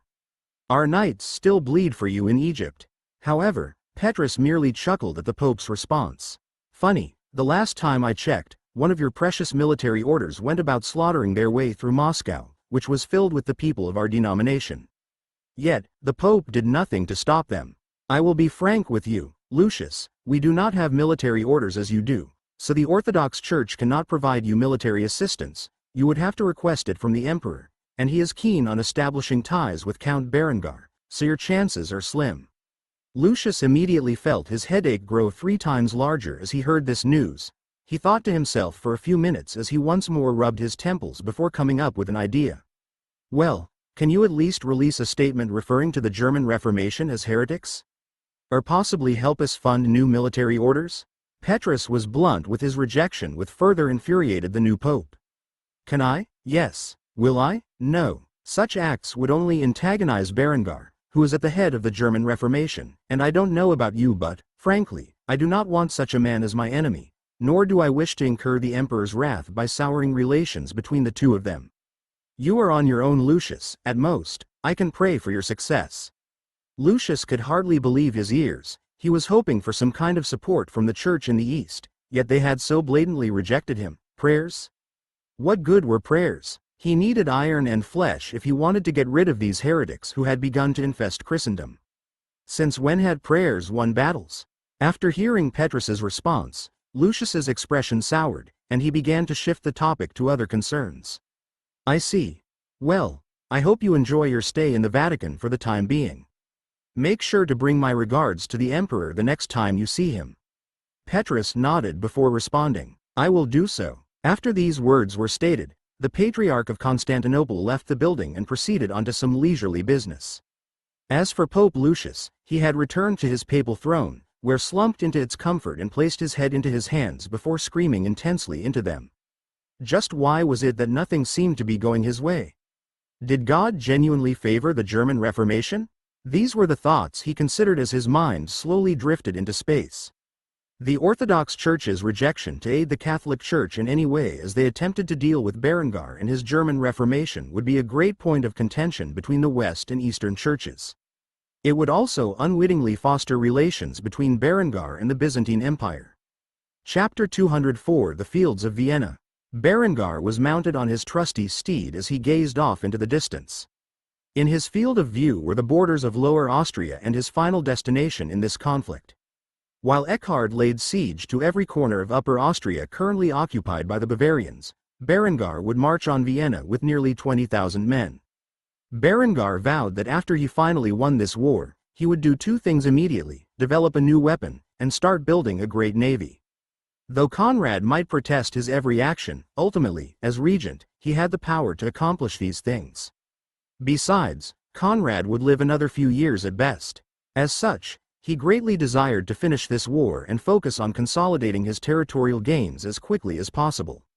To Berengar, war was a means to settle disputes and acquire territory. The more critical aspect was the development of the land after the fighting had ceased. As a visionary, he had grand plans to construct an empire that would last 1,000 years. For now, he needed to take Austria and establish his dominion over the region, and that was precisely what he planned to do. With the death of the enemy general at the hands of Berengar's assassin, a nobleman had taken his place and decided that the best course of action to stop Berengar's siege of Vienna was simple: they would sally forth and deal with his army once and for all. They would use the citizens of Vienna as human shields. Thus, as Berengar and his army entered Lower Austria, they saw a large force gathered, close to 30,000 in total. The citizens of Vienna had been conscripted by the Bavarians and armed with anything that could remotely be used as a weapon. They were placed in the vanguard so that they could soak up the bullets of Berengar's forces, allowing their main troops to survive the initial onslaught and close the distance. Seeing the enemy formation, Berengar began to frown. He would prefer not to slaughter over 10,000 of Austria's citizens, but this would be not easy to avoid. The Bavarian forces were behind the vanguard of Austria's common folk and nudged them forward with their spears, bills, and blades. This was not a good situation. As such, Berengar contemplated for a few moments before coming up with a course of action. Thus he rode towards his artillery units and gave his commands. Ready your guns, and aim towards the rear of the enemy formation. I want the levies to remain as unharmed as possible. We will break their rearguard and allow the citizens of Vienna to flee.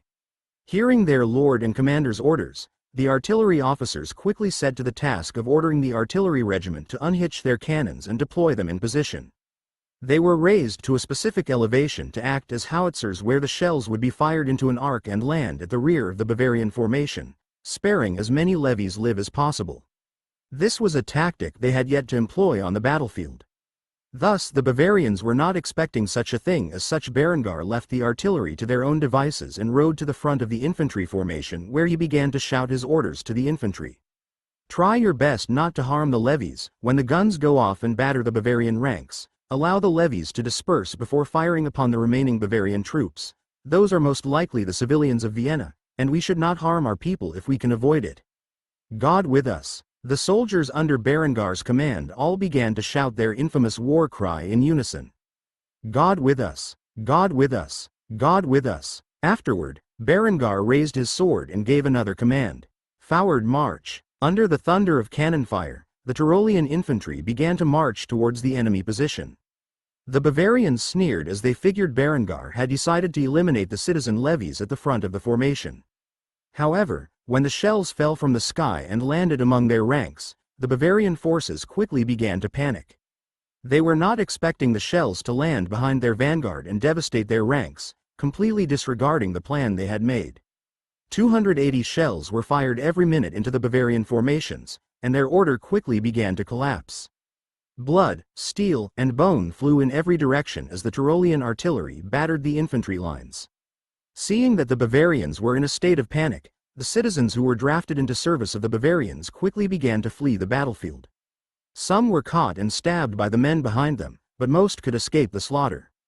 Now that Berengar had bought the citizens of Vienna enough time to run, he began to lead the cavalry in a charge on the enemy position. While he led the cavalry to attack the Bavarian flanks, his line infantry had begun to form ranks and fire upon the Bavarians who charged at their formations.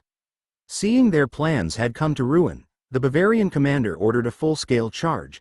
He intended to overwhelm the Tyrolean infantry before they could deal too much damage with their superior firepower.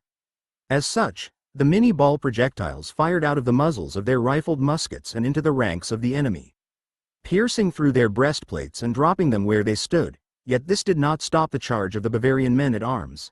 They knew their only chance was to engage in close-quarters combat with the enemy, and thus they ran as quickly as they could into the line of fire, hoping the bullets missed them and allowed them to attack the enemy. The Tyrolean forces fired off only a few volleys before they could engage in melee combat with the Bavarians. As such, bayonets and spears began to clash among each other in a chaotic display of violence.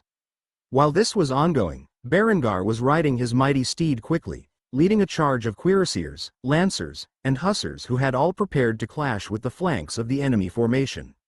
The Bavarian infantry quickly raised their spears and other polearms in response to the oncoming cavalry charge, which would typically be enough to deter the horses. However, just when they were within firing distance, Berengar and his cuirassiers raised their pistols, where they proceeded to fire into the spear wall, battered the lines with musket balls, and claiming the lives of hundreds if not thousands of men. The hussars had fired their carbines from a distance into the ranks and dealt a great deal of damage to the enemy formation. There were hardly any spears raised at this point, and the cavalry unleashed their swords and lances onto the Bavarian flanks, crushing through their lines in the process. Berengar unleashed his heavy cavalry saber into the enemy infantry before him. While parrying an oncoming blow, he made a thrust directly into the opponent's eye, claiming his life in the process. His new steed was heavily armored and surrounded by hundreds of other horses who crashed into the enemy formation. Thus both he and his horse were relatively safe, as they trampled the enemy infantry and ruthlessly cut them into ribbons. The Bavarian commander gazed upon the battlefield with fury in his heart as he realized that his flanks had been crushed, allowing the Tyrolean infantry to fill the gaps and encircle the remaining troops. As such, he made a rash decision and fled the battlefield and back to Vienna. The majority of their army had been lost in this battle, and though it was still ongoing, he refused to be captured alive. While the Bavarian commander was fleeing the battlefield, Berengar was leading the charge as he slashed down at an archer's neck, which was left uncovered, decapitating the man in the process. Berengar's heavy cavalry sword was fully capable of lopping off heads from horseback and yet had a fine enough point to pierce through most armor. The exhilaration he felt as he once more engaged on the battlefield filled Berengar's heart with joy. What was the point of life he could not obtain such an adrenaline rush? Warfare was like a drug to him, and he could not get enough of it. The feeling of risking his life in pursuit of higher glory, the adrenaline and endorphins that flooded his system and made him feel like a living god, this was what it meant to be alive. As such, he did not fear the possibility of death as he parried a spear's thrust with his sword and stabbed his blade into the gaps in the opponent's helmet, lodging the cold steel edge into the enemy's skull before ripping it out and slashing at another combatant. As the cavalry converged on the Bavarian lines and trampled across their ranks, the Tyrolean infantry gained the upper hand in the grand melee and quickly cut down the Bavarians. Bayonets thrust into the weak points in the enemy's armor, spilling blood and bile across the field. As the massacre unfolded, the Bavarian forces began to rout. Berengar took advantage of and led his cavalry to run them down, lances thrust through the backs of the enemy, and swords pierced through their mail armor and into their hearts. Many of the Bavarian soldiers were not equipped with backplates, so it was a vulnerable area that had been exposed in their hasty retreat. Thus the cavalry had an easy time slaying those who fled the scene. As the Tyrolean cavalry mopped up the routers, the main force of the Bavarian army struggled to maintain their defense. Yet, when the grenadier lobbed their grenades behind the Bavarian formation, they could no longer hold the line and quickly collapsed as the explosion rocked them to their core. The grenades exploded one after another, devastating the defensive position the Bavarians had set up, and in the end, those who survived the blast were run through with bayonets. The result of the battle was a complete and total slaughter. Though Berengar's army had suffered casualties, it paled in comparison to the losses the Bavarians sustained on this day. With this victory, Berengar was one step away from claiming Vienna and ending the Bavarian occupation of Austria. Though the war would not be over, after all, the fight for Austria was just one of many ongoing conflicts in the Greater War for Germany. During this war that was bound to take years to finish, Berengar would use his power to expand his territory vastly and come out as the man on top. Conquering Vienna and become Duke of Austria was just the start of his grand ambition. Chapter 205 The Bavarians Surrender. After the battle in the fields outside of the city of Vienna, the Bavarian general who led the forces in Austria was no longer eager to fight Berengar and the overwhelming power of his armies, for to do so meant certain death. While Berengar marched ever closer to Vienna's gates, the Bavarian general was discussing with his remaining commanders as to the best course of action. A group of Bavarian noblemen was currently bickering about their options. One man, in particular, was tall and robust and voiced his thoughts in a boisterous manner. "We must defend the capital with everything we have. We have bled too much to accept defeat. If Vienna is to fall back into the control of the Austrians, then we shall make sure the enemy commander dies with us." However, after speaking his passionate speech, the Lord found that not a single person within the room agreed with his opinion. Instead, he was instantly chastised by another nobleman who appeared to be the exact opposite of the tall, strong lord in appearance.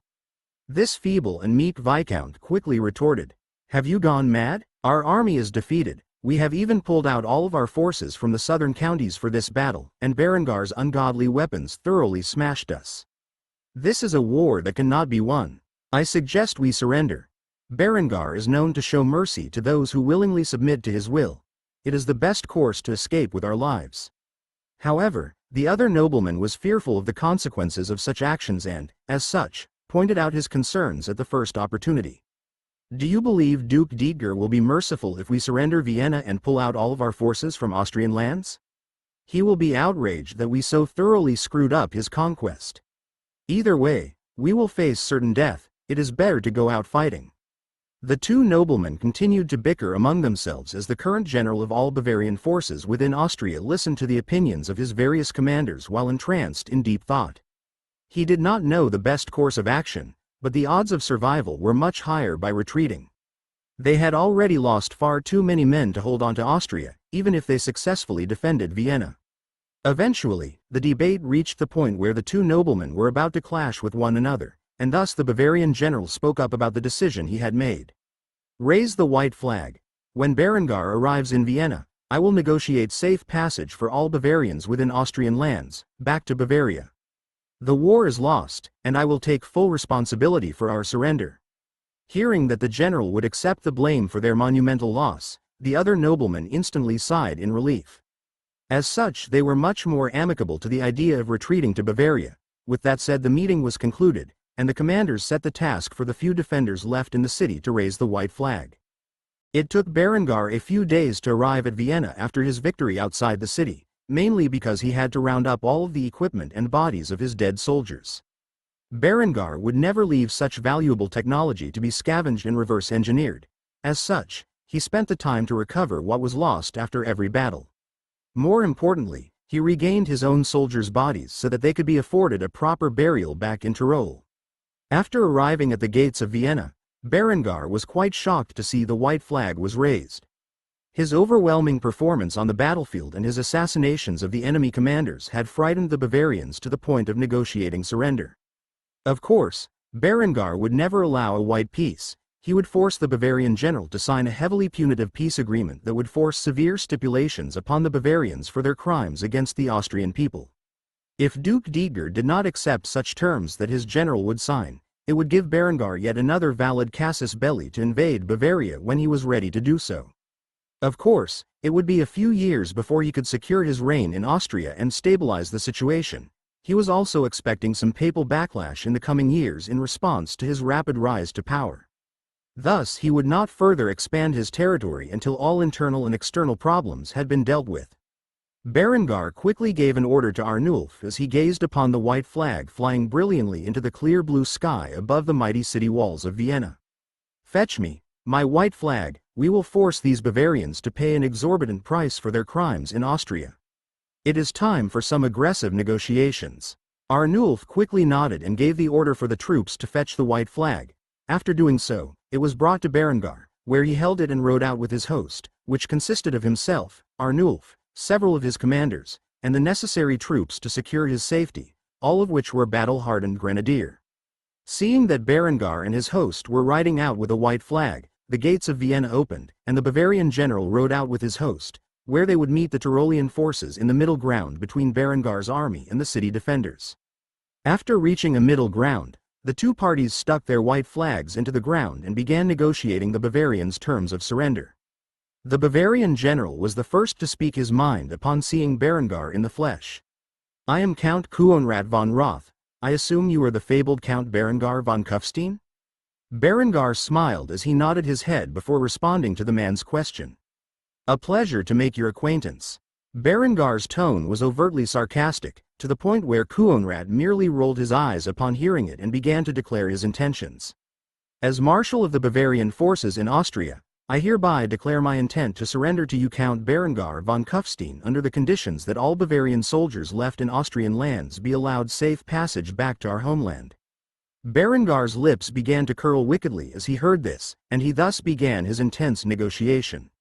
"I will allow that under the condition that reparations are paid for the damages dealt to Austria by your armies and that the realm of Bavaria and its reigning authorities swear by God not to invade our lands for at least another 5 years.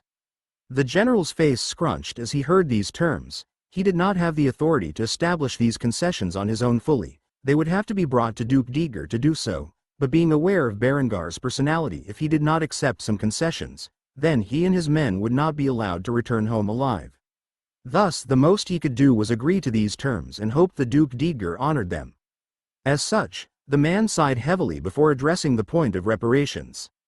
"How much do you desire to be paid?" Hearing the man so easily accept Berengar's terms and begin to negotiate a price, Berengar knew the man was desperate to return to Bavaria and thus started with an absurd figure. 100 tons of silver. I believe that is a price well worth the damage you have caused to Austria." You can pay it in installments over 5 years if necessary. Berengar's whole intent was not to receive payment or secure a peace agreement but to give him an overwhelming justification for his future invasion of Bavaria. Though the damage destruction wrought upon Austria was in itself justification enough, he did not want to appear as a warmonger so early in his rise to power and thus needed to look like he was responding to a broken treaty rather than as an act of conquest. When the Bavarian general heard such an unreasonable demand, his jaw nearly dropped. There was no way Bavaria could afford such reparations. 100 tons was 200,000 pounds. That weight in silver was an astronomical figure. As such, he quickly began to debate with Berengar over the figure he cited. At most, we can afford 10 tons, 100 is simply being unreasonable. Berengar scoffed at the man's negotiation tactic and instead criticized him. You have butchered Austria's population and devastated her lands through scorched earth tactics. The amount of time and money it will take to repair the damage is close to the figure I have mentioned. You will either agree to my terms, or I will lay siege to this city and every fort your people still occupy, killing every Bavarian I come across. Berengar's voice had risen to a state filled with fury, and thus his tone had greatly frightened the Bavarian general. This was the outcome he feared the most. There were still thousands of Bavarians left in Austria, and they had already lost most of the 50,000 men sent into the region. Such a loss was monumental in this era, as it significantly depleted Bavaria's ability to raise income. Thus, after careful consideration, the general nodded his head and sighed deeply. All right. Under these terms I Count Kuonrad von Roth surrender to you, Count Berengar von Kufstein. Both men knew in their hearts that this agreement would not be honored and that war would eventually break out again, but what this managed to do was secure the Bavarians' safety back to their homeland to focus on their enemies to the north and buy Berengar enough time to stabilize his rule across Austria. Thus they were both happy with the arrangement. After hearing the man accept his terms, Berengar smiled before declaring the war to be officially over. Very well, you have at most 3 months to fully retreat from Austrian lands. If you remain any longer, we will consider the treaty to be violated, and the fighting will resume. I promise you, if such an occasion were to happen, not a single Bavarian within Austria would survive my wrath. Kuonrad nodded his head in agreement and pledged Berengar. I promise you, there will be no Bavarians remaining within Austria's borders by the withdrawal date you have given. After hearing this, Berengar smiled before saying one last thing. Good, I will leave you to your lonesome. For the time being, you must have many things to manage if you are to withdraw from Austria. Farewell. Throughout this entire exchange, a scribe had written down the treaty, and received signatures from both men. When it was fully signed into an agreement, Berengar departed from the field, with his copy of the agreement in his hands. As for the Bavarian general, he put on a facade and smiled at Berengar as he left the field and returned to his army. It was only after Berengar had exited earshot that Kuonrad voiced his concerns to his nearby commanders. Prepare for a full withdrawal from Austria. I want every Bavarian soldier who still holds breath to retreat from these lands as quickly as possible. One of the commanders had a worried expression on his face before asking the obvious question on his mind. What do we tell His Grace? Kuonrad sighed heavily before giving the order. For now, tell him nothing. We will inform him of our surrender only after we have fully withdrawn. With those words said, the Bavarians began to prepare for a full retreat, one that would signify the ending of the war within Austria. Berengar and his allies had been victorious, and the young Count of Tyrol had fulfilled his promise to end the war before the leaves fell from the trees. Chapter 206 Dinner with the Strategos of Ionia. Since the signing of the treaty a few weeks had passed and Berengar had returned to Tyrol, Eckhard and the others were notified of the treaty and halted their advance into Upper Austria. In contrast, Berengar returned home. Eckhard would remain within the region with a small army of 5,000 men to ensure the peaceful withdrawal of the Bavarians. As for the rest of the soldiers, they too returned with Berengar back to their homes. Though Vienna had been secured, Berengar had no plans to move into the city and oversee Conrad. Thus he had made a decree temporarily shifting the capital of Austria from Vienna to Kufstein. His justification for doing so was that Vienna had been extensively damaged during the war and would need time to repair itself before it could function as the capital of Austria. For the time being, Conrad stayed in Kufstein, under the constant control of Berengar. With each passing day, the boy duke became more of a puppet. He had no backers, while Berengar was considered the man who liberated Austria from Bavarian occupation and thus had gained many supporters among the nobility of the duchy. Everyone knew that Berengar was the proper authority in the region, yet few dared to oppose him despite that. They had grown to fear his military might and the extent to which his spy network had infiltrated every corner of the duchy. Nobody was safe from Berengar's reach within the confines of Austria. Berengar had begun his transition of power from count to duke. However, it would still take several years to accomplish this fully. Thus, at the moment, he was preoccupied with other concerns, such as entertaining his guests from the Byzantine Empire. Strategos Arethusa Maniakis had opted to visit Kufstein once more now that Austria was safe to travel to, and thus was sitting at Berengar's dinner table, where Berengar, Lind, Conrad, and Henrietta were eating alongside the noblemen from the east. Arethusa had important business to discuss with Berengar, especially considering the emperor had tasked him to inquire about the procurement of firearms. As such, he attempted to broach the subject over a fine meal after Berengar had consumed a few chalices worth of beer. Berengar was interested in small talk at the start of the conversation and thus casually asked about the emperor and his current condition. "So Arethusa, my friend, how is the emperor doing?" Arethusa thoroughly enjoyed the food on his plate, as he thought about the answer. Eventually, after washing down the pickelsteiner that he had as a side to his pork schnitzel, and spatzel with a strong lager, the man opened up about some details revolving around the emperor. "The emperor is a little bit stressed currently, but aside from that, he is good." Hearing that the emperor was stressed piqued Berengar's natural curiosity, and thus he continued on this line of dialogue. "Why is the emperor stressed? Is it anything serious?" Hearing the concern in Berengar's voice, Arethusa quickly dashed any thoughts of turmoil that Berengar might be having about the emperor's life and promptly revealed the well-known secret. "Oh, it is nothing substantial. His daughter Princess Honoria is just being a hassle again. Her father had engaged her to the Crown Prince of France, and she has no interest in marrying the man. In her own words, she refers to him as an effeminate homosexual who is completely lacking in ambition. Thus, she feels like Aubry de Valois is among the worst available out of all the matches that could be made. However, she truly has herself to blame. Her father has tried setting her up with over a dozen matches before this, and she has refused them all."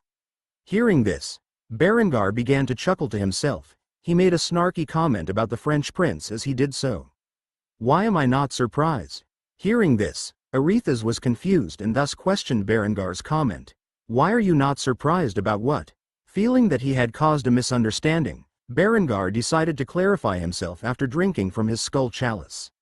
"I just find it fitting that the Crown Prince of France is an effeminate homosexual, is all." Hearing Berengar's words, Lind immediately broke out into laughter. Even in this era, or should one say especially in this era, the intense grudge war between Germans and Frenchmen was no laughing matter. Thus Berengar took the opportunity to make fun of Crown Prince when the opportunity was presented to him. Conrad, on the other hand, was scowling. Not once had the important nobleman from the east bothered to talk to him or even acknowledge him despite being the duke. The young boy struggled to contain his inner fury as Berengar and Arethusa chatted as if they were men of equal standing. Henrietta was confused, as she was too innocent to know what an effeminate homosexual was, and thus did not understand Berengar's snide remarks. Therefore she merely focused on eating her meal, like the adorable little loli she was. When Arethusa heard Berengar's remarks, he also found it quite funny, as he was well aware of the stereotype that the Germans thought of when it came to the French. Thus he made a joke of his own. "I doubt you would be saying such a bold thing if you were standing face to face with the youth. I hear he is quite the capable swordsman." Berengar, on the other hand, laughed at this comment and pointed to his eye as proof of his feats in battle. "The last capable swordsman I dueled with took my right eye. However, I managed to take his life. I do not fear a petty French prince. I would gladly tell him to his face what I think of him. If he has a problem with it, he can taste the might of my flintlock pistol." Hearing Berengar mentions his firearms brought a sense of delight to Arethusa's face. The conversation had naturally steered in this direction, thus allowing him to inquire about purchasing such weapons. As such, he took advantage of this opportunity and asked the question on his mind. "Speaking of which, the Emperor had personally requested that I inquire about the possibility of buying such weapons from you. I know it is a long shot, but is there any way you can sell me a few of these so-called flintlocks?" Berengar immediately shook his head in denial, which instantly brought down Aretha's spirits. However, the words that came next shocked the man, as he was not expecting them. "I cannot sell you flintlocks, that is simply unacceptable. However, I do have a prototype design that I can build for you. I call it the arquebuse. It may not be as exceptional as my weapons, but I promise you that it is better than anything else you will find in the world." For some time now, Berengar had considered selling the primitive matchlock arquebus to his friends in the East in an attempt to curry their favor further. The reasons for this were twofold. First and foremost, such a weapon did not pose a significant threat to his forces. It was heavy, albeit portable, and had minimal range. It was also significantly less potent than a musket and could not pierce through his soldier's armor with a single shot. The other reason was more important than this. With his rapid expansion of power, one could certainly say his advanced weaponry was primarily responsible for this. Thus, it would not be long before an interest in firearms became the norm, and other countries attempted to replicate his success. One could say Berengar had sped up the interest and development of firearms from its natural course. Other countries might have been already experimenting with improvements over the hand cannon because of the might that Berengar's armies displayed. Thus, he wanted to take advantage of this to introduce the arquebus as the standard arm for his potential allies, allowing him to accumulate great wealth with its trade and expanding Byzantine power so that he would not have to worry about some form of Islamic incursion into Europe as the Ottomans had done following the fall of Constantinople in his old life's timeline.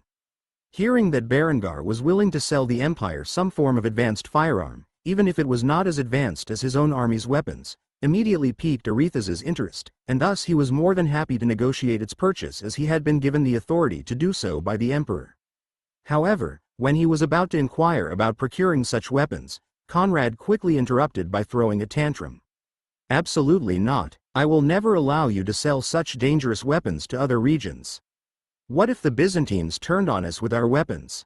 Hearing the young boy finally speak, Berengar and Lind alike glared at him with murderous intent, which immediately shut the kid up. This greatly enraged Conrad. However, Berengar's following words further added insult to injury. "Don't worry about the kid. He has no authority on the matter. I would gladly sell you the arquebuse, and we can further negotiate the price at a later time. I would prefer to manufacture a few of the weapons and demonstrate to you their capabilities before we agree." Aretha smiled and nodded. This was a reasonable request, mainly because he could negotiate a fairer price when he was more informed about their capabilities. Berengar was genuinely generous to allow such a display before negotiations commenced. As for Conrad, he began to throw a tantrum and immediately questioned Berengar's claims. "No authority? I am the Duke of Austria. How dare you claim I have no authority?" Berengar, however, clicked his tongue before chastising Conrad about the issue. "Your Grace, with all due respect, I said that you have no authority on this matter, which you do not. These weapons are property of the County of Tyrol, not the Duchy of Austria. As the inventor of the weapons and the Count of Tyrol, I have the final say as to whether or not I intend to sell such weapons." Hearing this, Conrad was stupefied. He honestly did not have a response to such words. Once more, he was outwitted by Berengar, to a point where he could no longer refute the man's logic. Thus he merely began to pout like a spoiled brat, no longer causing any trouble. After Conrad's little tantrum, Berengar returned to the topic at hand. "I apologize for the interruption. As I was saying, you are more than welcome to stay in Kufstein for the time being until I can manufacture a few test samples so that I can demonstrate to you what a unit armed with such weapons are capable of. From there, we can negotiate a good price for the weapons and how many you wish to purchase." Aretha quickly agreed to these terms and nodded his head before responding. "It is no problem. I would be glad to stay in Kufstein for the time being. I am sure when I return to the Empire with your weapons, the Emperor will be pleased by the results." With negotiations for the trade of the arquebus halted, the group of noblemen and women returned to their meal and enjoyed the rest of the evening. Tomorrow Berengar would place for an order of 30 arquebus. He would then have a few of his soldiers test them on the mirror pattern armor commonly issued to the Byzantines and their enemies. Chapter 207 An Unexpected Invention. After the dinner, Berengar took a bath with his lover before the two of them returned to their bedchambers. As per usual, after returning from the battlefield, they spent a fair amount of time making love every night for weeks on end. Eventually, the couple fell asleep in each other's arms. By the time the sun rose in the morning, Berniger once more engaged in his standard morning routine. Lately, Lind had been joining him for a portion of the exercise. Ever since she had given birth to Hans, she had begun to put effort into losing the baby weight, and once more, she was in pristine condition, though that did not mean for one moment that she would stop her daily routine. After finishing their exercise, the couple took a bath together before eating breakfast. When they were finished, they went their separate ways for the day. Berengar had to visit Ludwig and place an order for the arquebuses to sell to the Byzantines soon enough. As for Lind, she had to manage the spy network and collect intelligence on specific issues at hand. Now more than ever, she was filled with work, as her efforts were critical to stabilizing Berengar's rise to power. However, that was a tale for another time. Berengar quickly descended from the castle and entered the burgeoning city below, flanked by his house guards. When he neared Ludwig's office, he motioned for them to stay behind before entering the facility and knocking on the old man's quarters. After knocking a couple of times, Ludwig opened the door. He looked more haggard than usual, as if he had spent an entire 3 days straight working on some unknown project. When the man saw Berengar smiling while standing at his entrance, he rubbed his eyes a few times to see if he was witnessing reality. After realizing what he saw was indeed the truth, he exclaimed with shock, "Your Excellency, I was just about to send word that I have something to show you. Quickly come in, come in."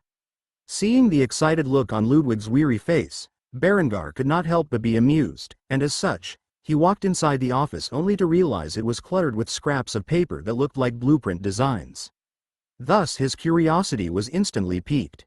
"Tell me, Ludwig, what is so important that you must forsake sleep?"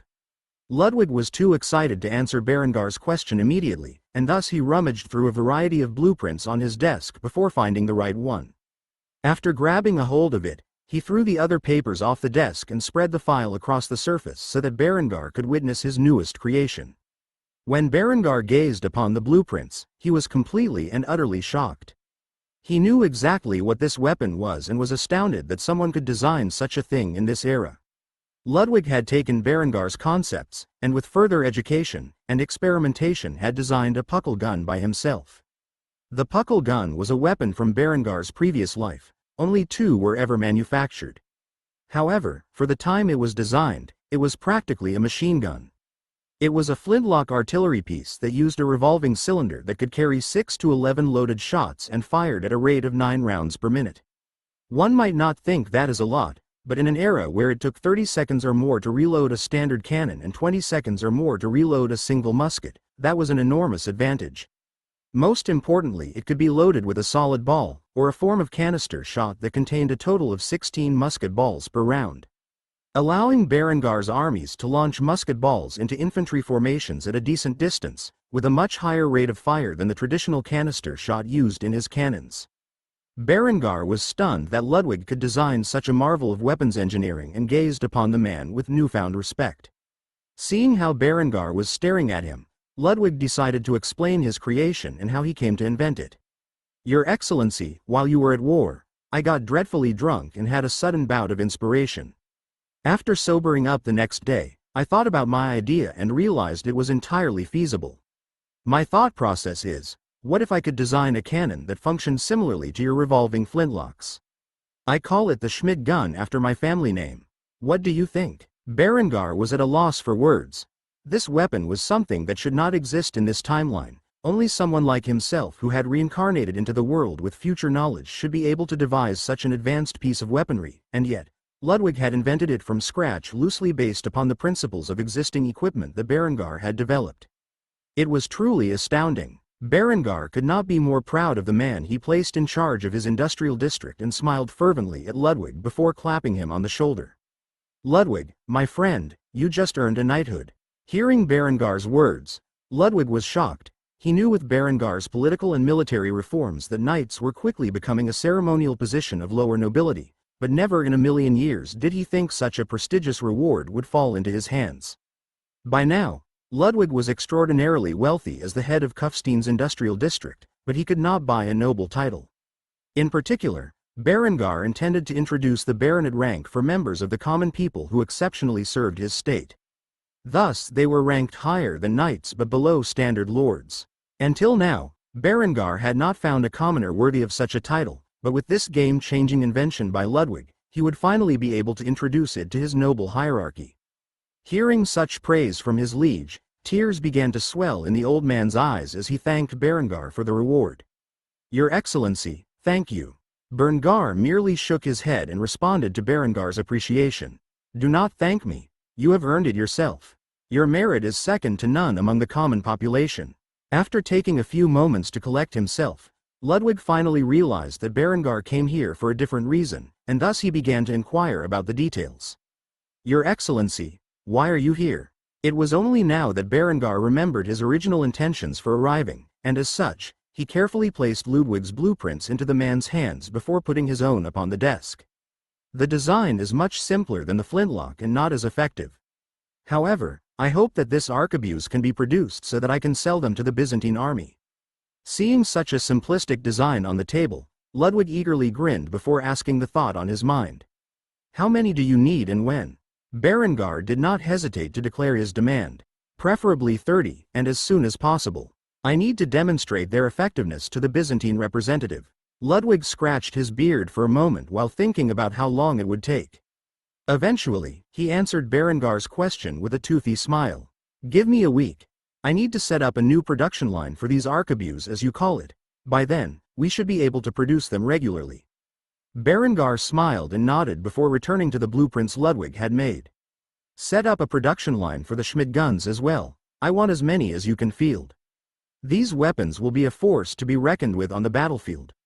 Seeing how eager Berengar was to implement these new weapons, he developed brought a smile to the old man's face, and he quickly gave Berengar a thumbs up before proudly proclaiming, "Leave it to me. I will be happy to produce as many as I can. I hope that they may bring glory to our realm." Thus Berengar gave one last piece of advice. "Get some rest, Ludwig. You deserve it. Everything else is secondary to your health." Hearing that Berengar cared about his condition, Ludwig almost broke out into tears. However, he managed to choke them back before responding with a wide grin. "Don't worry, Your Excellency. I will get some sleep after I have given the orders to set up the production lines." Berengar nodded before proceeding out the door. He still had several things to go over throughout the rest of the day. Namely, he had to visit Ludolf and check to see the progress of his reformation. He had been at war too long and had not focused enough attention on the spread of his new religion. As he walked towards the local chapel, Berengar began to wonder if any of his other exceptional subordinates would surprise him with significant innovations. Only time would tell. One sure thing was that Ludwig was an outstanding engineer for the times he found himself in, and Verniger fully intended to help the man on his path. Unfortunately, Ludwig was already an old man and would most likely not serve him for too many additional years. Thus, the need for public education and the fostering of exceptional individuals were more important than ever in Berengar's mind. Chapter 208 Meeting with Ludolf.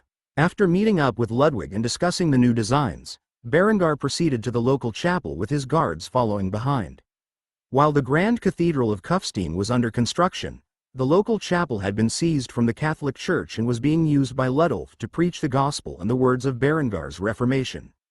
When Berengar arrived in the chapel, he noticed service was currently underway, and thus he watched from the back of the church while listening to Ludolf's sermon. The sermon was about the separation of church and state, and therefore he was quoting Matthew chapter 22 verses 15 to 22 as he preached to the crowd who had gathered. Then went the Pharisees and took counsel on how they might entangle him in his talk.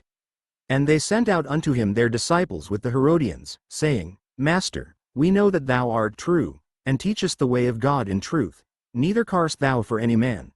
For thou regardest not the person of men. Tell us, therefore, what thinkest thou?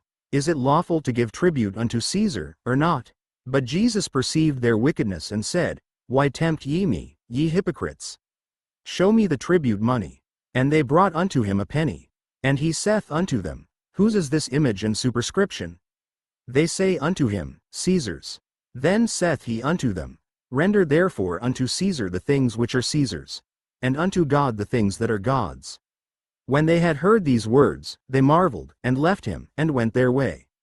Ludolf then continued to interpret the words in a way that spread Berengar's message.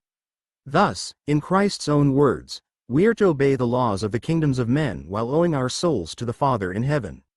The sermon went on for some time before the people of Kufstein were finally dismissed. Eventually, after some time, all that remained in the chapel were Ludolf and Berengar, and seeing the man who had led him to enlightenment standing with a grin on his face in his church, Ludolf could not help but smile.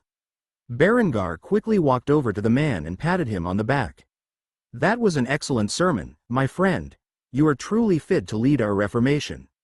However, Ludolf decided to tease Berengar as he was cleaning up some of the leftover mess from the gathering. "I have not seen your face around these parts lately. I was beginning to think that you had lost your faith." Berengar, however, chuckled at these words and shook his head. "Not in the slightest. I have merely been too busy overseeing the realm and waging wars against those who would harm us. I try to make it when I can, but the work of a count is never truly finished." Ludolf sneered at Berengar's comment and posed a question to him. "The work of a count or a duke?" Berengar once more laughed at Ludolf's jest before making a joke of his own. "Careful, those words are treasonous. If you let the little brat hear you say that, he is liable to have your head cut off." When Ludolf heard this, he could not contain his laughter and snickered at the remark. "Yeah, tell me, Berengar, without your approval who would obey the Habsburg boy? Everyone knows it is you who truly holds power in Austria. Conrad is just your puppet." Berengar did not deny the charges against him and merely smiled innocently before switching the subject. "So, how is the Reformation progressing?" Upon hearing Berengar dodging his statement, Ludolf took the hint and began to talk about business. "It is going well. Large swaths of Bavaria are being converted, despite the war they held against you. Especially in the Swabian region, it has also spread into Baden, Württemberg, and the Swiss Confederation. The Reformation is making progress in the east, all the way into Dresden. As far as the southern portion of the German-speaking regions goes, we have established a foothold."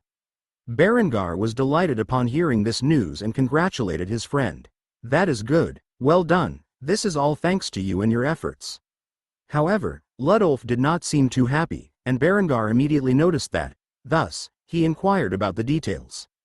"What's wrong?" To this question, Ludolf sighed heavily before voicing his concerns.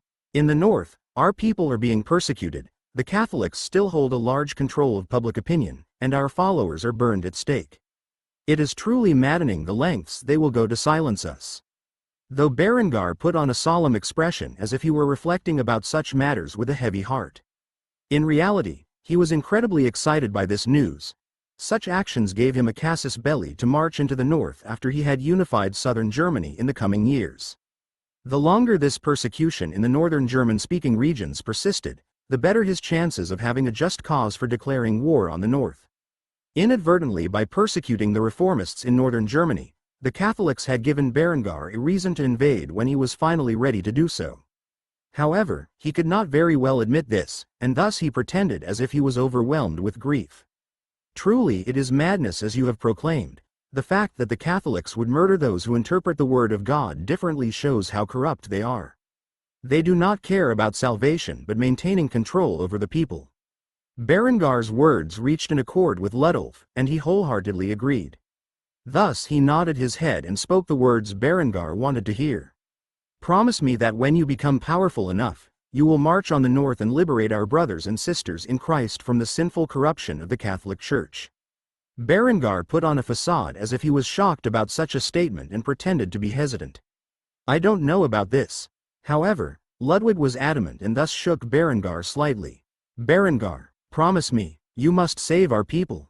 Finally, after a few moments, Berengar seemingly relented and sighed heavily as if he were deeply conflicted about the issue. "Okay. I promise you that when I have enough power, I will invade the northern German states and rid them of the horrific influence of the Catholic Church."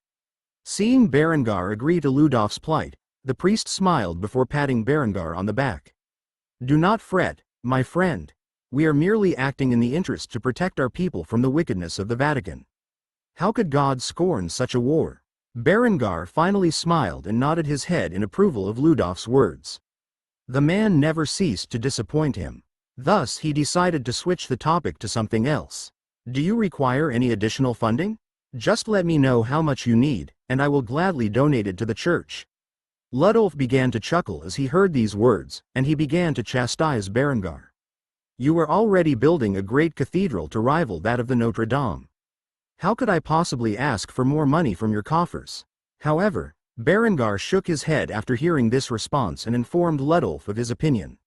For the work of the Reformation, you just need to ask, and I will gladly fund anything you require so long as I am able. Ludolf was more adamant than Berengar realized and rejected his offer. I thank you for all you have done, Berengar, but we receive enough funding from all of the noblemen who support our Reformation. You do not have to spend so much. This news brought a smile to his face. The more lords who contributed to the Reformation, the better, and the Reformist Church was now making enough money to stand on its own without his support. At least for the most part. Thus Berengar finally relented on his offer. Okay. Just let me know if you ever need anything, and if it is in my power, I will be more than happy to assist you. With that said, Ludolf smiled and nodded. Certainly, remember to keep your promise. When the time comes, you must liberate our brothers and sisters to the north. Berengar chuckled when he heard that before posing a rhetorical question. Have I ever reneged on my promises, my dear friend? With that said, Berengar bid Ludolf farewell and began to return to the castle. He took a pleasant stroll observing the progress of his city of Kufstein when he did so. Though he had built many structures out of concrete and steel, he knew one day he would have to rebuild many of them to ensure their structural stability for 1,000 years. After all, he could not build the foundation of his empire off of structural materials that at most lasted 100 years.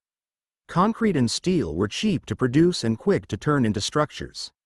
Still, the cost of that was longevity, and as such, Berengar made a vow when he looked at his grand designs being rapidly built that he would reconstruct them with stone and cement within his lifetime. For if his culturally significant buildings could not last the test of time, how could his empire? Chapter 209 Testing the Arquebus. A week had passed since Berengar's meetings with Ludwig and Ludolf. During this time, Ludwig had fully set up a small-scale production line for the arquebus firearms intended to be sold to the Byzantines. His troops who were assigned to demonstrate the effectiveness of the weapons had spent some time getting accustomed to the different actions, but for the most part, the loading procedure was the same. As such, Arethes and Berengar were now standing in the audience of one of his testing fields. In the center of the field, there were straw targets set up where they were equipped with mirror pattern armor to represent the soldiers of the Mamluk Sultanate, the current enemies of the empire. Seeing Berengar's troops rapidly load the arquebus firearms in a span of a little over 20 seconds brought a question to Arethes's mind, and thus he voiced his concerns. If it takes so long to reload, how would I protect my troops from the enemy closing the distance and entering into melee combat? Arethes was unaware of the existence of bayonets, and Berengar did not plan on selling this technology. Thus he smiled as he responded to the strategos of Ionia's questions. Ideally, you would have a unit of pikemen alongside them to keep the enemy soldiers at bay while your arquebusiers reload their weapons. Once they are loaded and prepared to fire, you would pull your pikemen back to prevent friendly fire. After the volley has been unleashed, you would repeat the process. Hearing this strategy, Arethes could envision it in his mind and nodded his head in approval. He could not wait to see the effects of these arquebuses. Thus, after loading the weapons, the soldiers who were test-firing the equipment aimed the firearms at their targets roughly 20 yards away. The arquebus that Berengar designed was shorter and lighter weight than the longer-barreled variants. There were two reasons for this. The first one being that he hated the idea of using forks to act as a support to fire the weapon appropriately. The second one being a shorter barrel created less velocity and thus posed a significantly lower threat to his forces. After all, the higher the speed of the projectile, the more likely the weapons were to pierce through his own troops' armor. The troops began to unleash their volley with a command by the officer who led the small platoon of soldiers numbering 30 in total. Fire! Upon uttering the order, thunder echoed in the air, and the 30 arquebus balls were sent downrange, most of which found their targets and pierced through the mirror-style armor that the Empire's enemies were equipped with. After the weapons were fired, they were checked for function before being put back on the weapons rack where they would later be cleaned, and after negotiations, hopefully, be sold to the Byzantine Empire as the first batch of such weapons. Seeing the display from afar was a marvelous sight, and Arethes had a broad smile on his face like a kid on Christmas. After the area was deemed safe for inspection, Berengar posed a question to Arethes. Would you like to inspect the damage up close? Arethes was instantly intrigued by this offer and silently nodded his head before standing up and following Berengar down to the field below, where the straw dummies were resting, most of which were knocked over by the impact of the arquebus balls and had to be reset to standing position. Upon closer inspection, the arquebus balls had thoroughly penetrated past the mirror pattern armor, into the straw dummy, and out the other side of the armor. It was indeed an effective weapon against the popular armor patterns of the period. Arethes was surprised by the efficiency of the weapons and no longer needed convincing in regards to purchasing the equipment. Thus he began the negotiations for the acquirement of such weapons. I am thoroughly convinced such weapons are superior to anything else I have seen, aside from maybe the weapons your forces use. Tell me, Berengar, what price would you desire for these magnificent firearms? Berengar had come up with a plan in the past week to get the most advantages out of the Byzantine Empire's vast trade network with the East while simultaneously appearing generous. Thus he decided to put on a facade about intensely thinking over the matter before expressing his idea. Normally, I would charge 5 hyperpyrons per arquebus, but under certain conditions, I could make a deal and give you a 20% discount. Arethes immediately took the bait upon hearing such an offer existed. What conditions might those be? Berengar put on a graceful smile as he answered Arethes' question. Since we have become such good friends, I will place a 20% discount on each arquebus sold to the Empire, under the condition that you sell me saltpeter at an equally discounted price. Berengar's nitraries were having difficulty keeping up with the demand of saltpeter that he needed to fuel his armies. Knowing that the Byzantines had access to an ample and cheap supply of saltpeter from their trades with India, Berengar wanted to take advantage of this to get a hold of vast quantities of the material for a low price. Even with the 20% discount, he would still be making a fortune off of the arquebus trade, and in doing so, would be able to invest a fraction of it into cheap saltpeter. This would allow him to continue the rapid growth of his armies and supply them with the gunpowder they needed to dominate the European battlefields. After careful deliberation, Arethes spoke his thoughts on the matter. I can agree to such terms, but in return for the discount, I would like the Empire to take priority in the sale of such firearms. Arethes began to wonder if he was too greedy with his demands, but to his surprise, Berengar smiled and nodded his head before replying. That is not a problem. So long as we can produce these weapons, I can agree to have the Empire take priority in their purchase. With this, an agreement had been made, and the two men shook hands before drafting up a formal trade agreement, one that they both signed with their signatures and seals of their houses. Afterward, Berengar posed an invitation to Arethes. It is getting late. Would you like to dine with my family and me tonight? Arethes saw no reason to refuse, especially since the cuisine cooked by Berengar's chefs was always delicious. Thus, he nodded his head in agreement before responding. It would be an honor. With that said, the two men returned to Berengar's castle, where they sat down at the dining table. Lind, as per usual, took her place next to Berengar, and Henrietta sat across from her. As for Arethes, he sat across from Berengar and Conrad next to him. The boy had grown quite irritable over the last week, as Arethes, an essential dignitary from the East, paid no attention to him, despite Conrad officially being the Duke of Austria.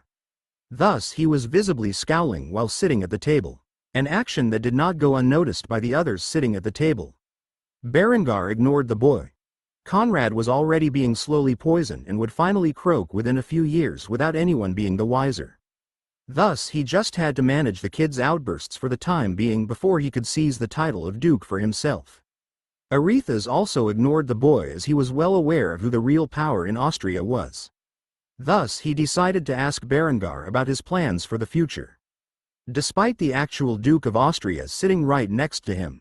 So, Berengar, now that you have driven the Bavarians from your lands and established a relative peace, what do you intend to do in this time?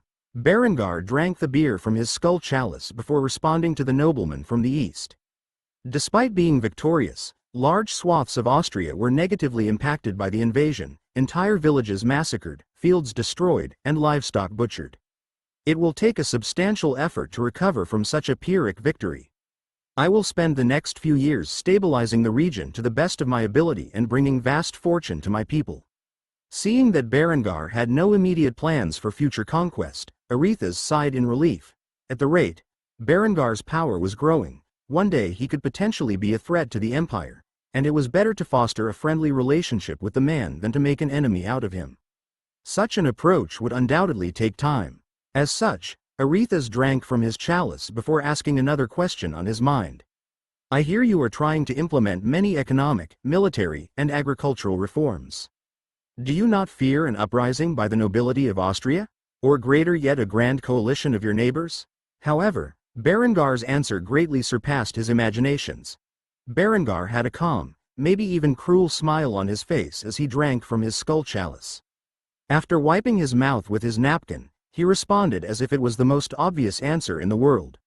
Of course, those stuck in their traditions will never fully embrace my reforms. They will inevitably scheme against me. In fact, many of the noblemen throughout not only Austria but also Tyrol are currently planning such a thing as we speak.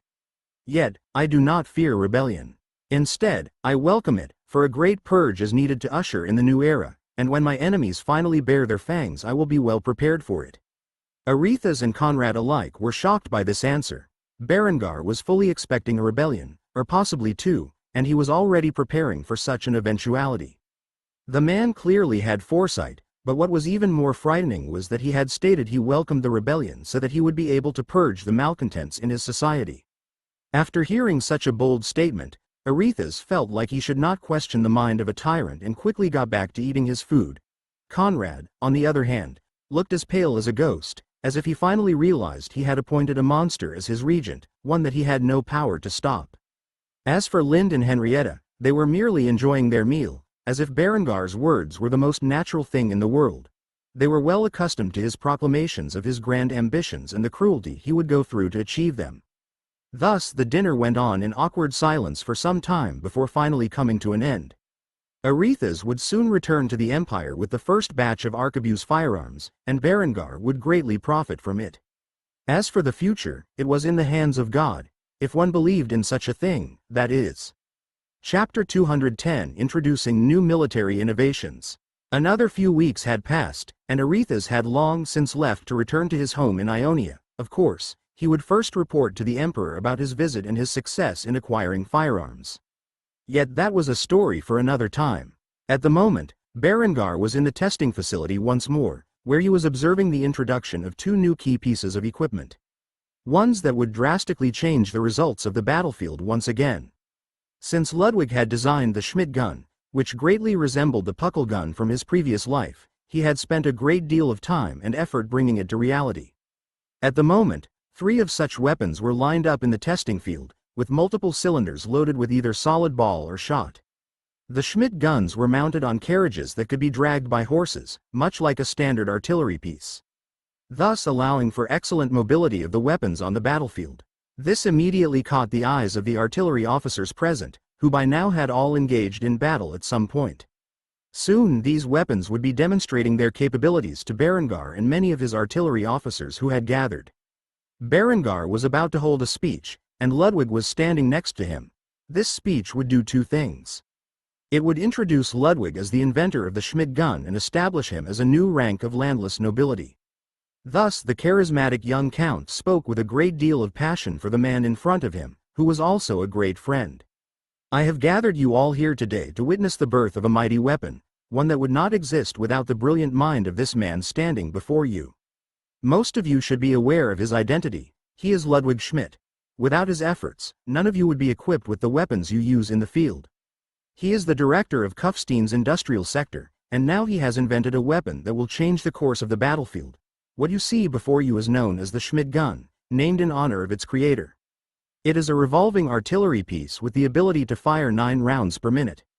Either solid ball or a shot comprised of 16 musket balls. Its effective range is 75 yards, with its maximum range being 200. Now let us witness how effective this weapon truly is. Upon hearing this impassioned speech, a series of applause erupted from the audience of officers who had gathered to witness the destructive power of the new weapon. An enemy formation of 100 straw targets was set up at 75 yards, each equipped with Brigandine breastplates that simulated an enemy formation. The moment Berengar gave the order, the 3 guns began to fire their volley. The first volley fired by the Schmidt guns was filled with solid balls, and a total of 27 rounds were fired in a single minute. The large balls devastated the enemy formation, as they tore through not only one opponent but sometimes the target behind them as well. However, the demonstration was not finished with that. Instead, the cylinders were rapidly replaced with ones filled with canisters, and before long, Another volley was fired off. Each canister contained 16 musket balls that flew downrange into the targets and shredding them apart. A total of 9 canisters were fired per the 3 guns in the span of 1 minute, resulting in a whopping 432 musket balls being fired into the enemy formation during that small time frame. The resulting devastation of the simulated enemy formation was shocking even to the veteran artillery officers who had waged many battles. They could only imagine the effects such a weapon would have on the battlefield when used alongside standard cannons. It was indeed an astonishing degree of destruction that these so-called Schmidt guns wrought upon the armored straw targets. After the demonstration was finished and the straw targets were thoroughly scrapped, Berengar noticed his officers were staring in silence for some time. Eventually, a single officer began to clap, and before long, it transformed into thunderous applause. So much so that Berengar had to calm the men down before saying his other piece of important news. Due to the great extent that Ludwig Schmidt has served our great county, I hereby anoint him as baronet for his exceptional service to the county of Tyrol. For those of you wondering, baronet is a new hereditary rank of landless nobility who shall be henceforth be appointed from the common people who have accomplished exemplary service to the county. For those of you present who are nobles, do not fret, for it is the lowest tier of nobility. The news that Berengar declared just now was shocking to the people present, especially considering the officer class was almost entirely filled with knights and noblemen at the moment.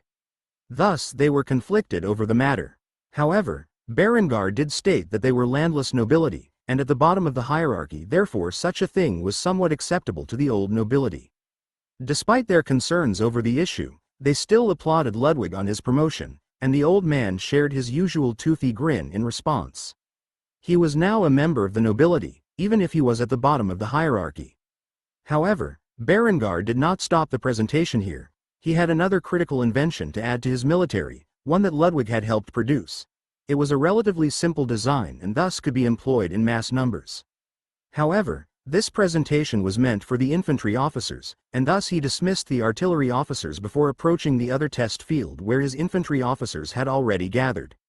On the field was a platoon of grenadier, who appeared to be holding the standard 1417/18 rifled musket that was issued to the majority of Berengar's infantry. However, what shocked them was that their cartridge boxes were open, and in them were no longer the standard issue paper cartridge but a wooden cartridge.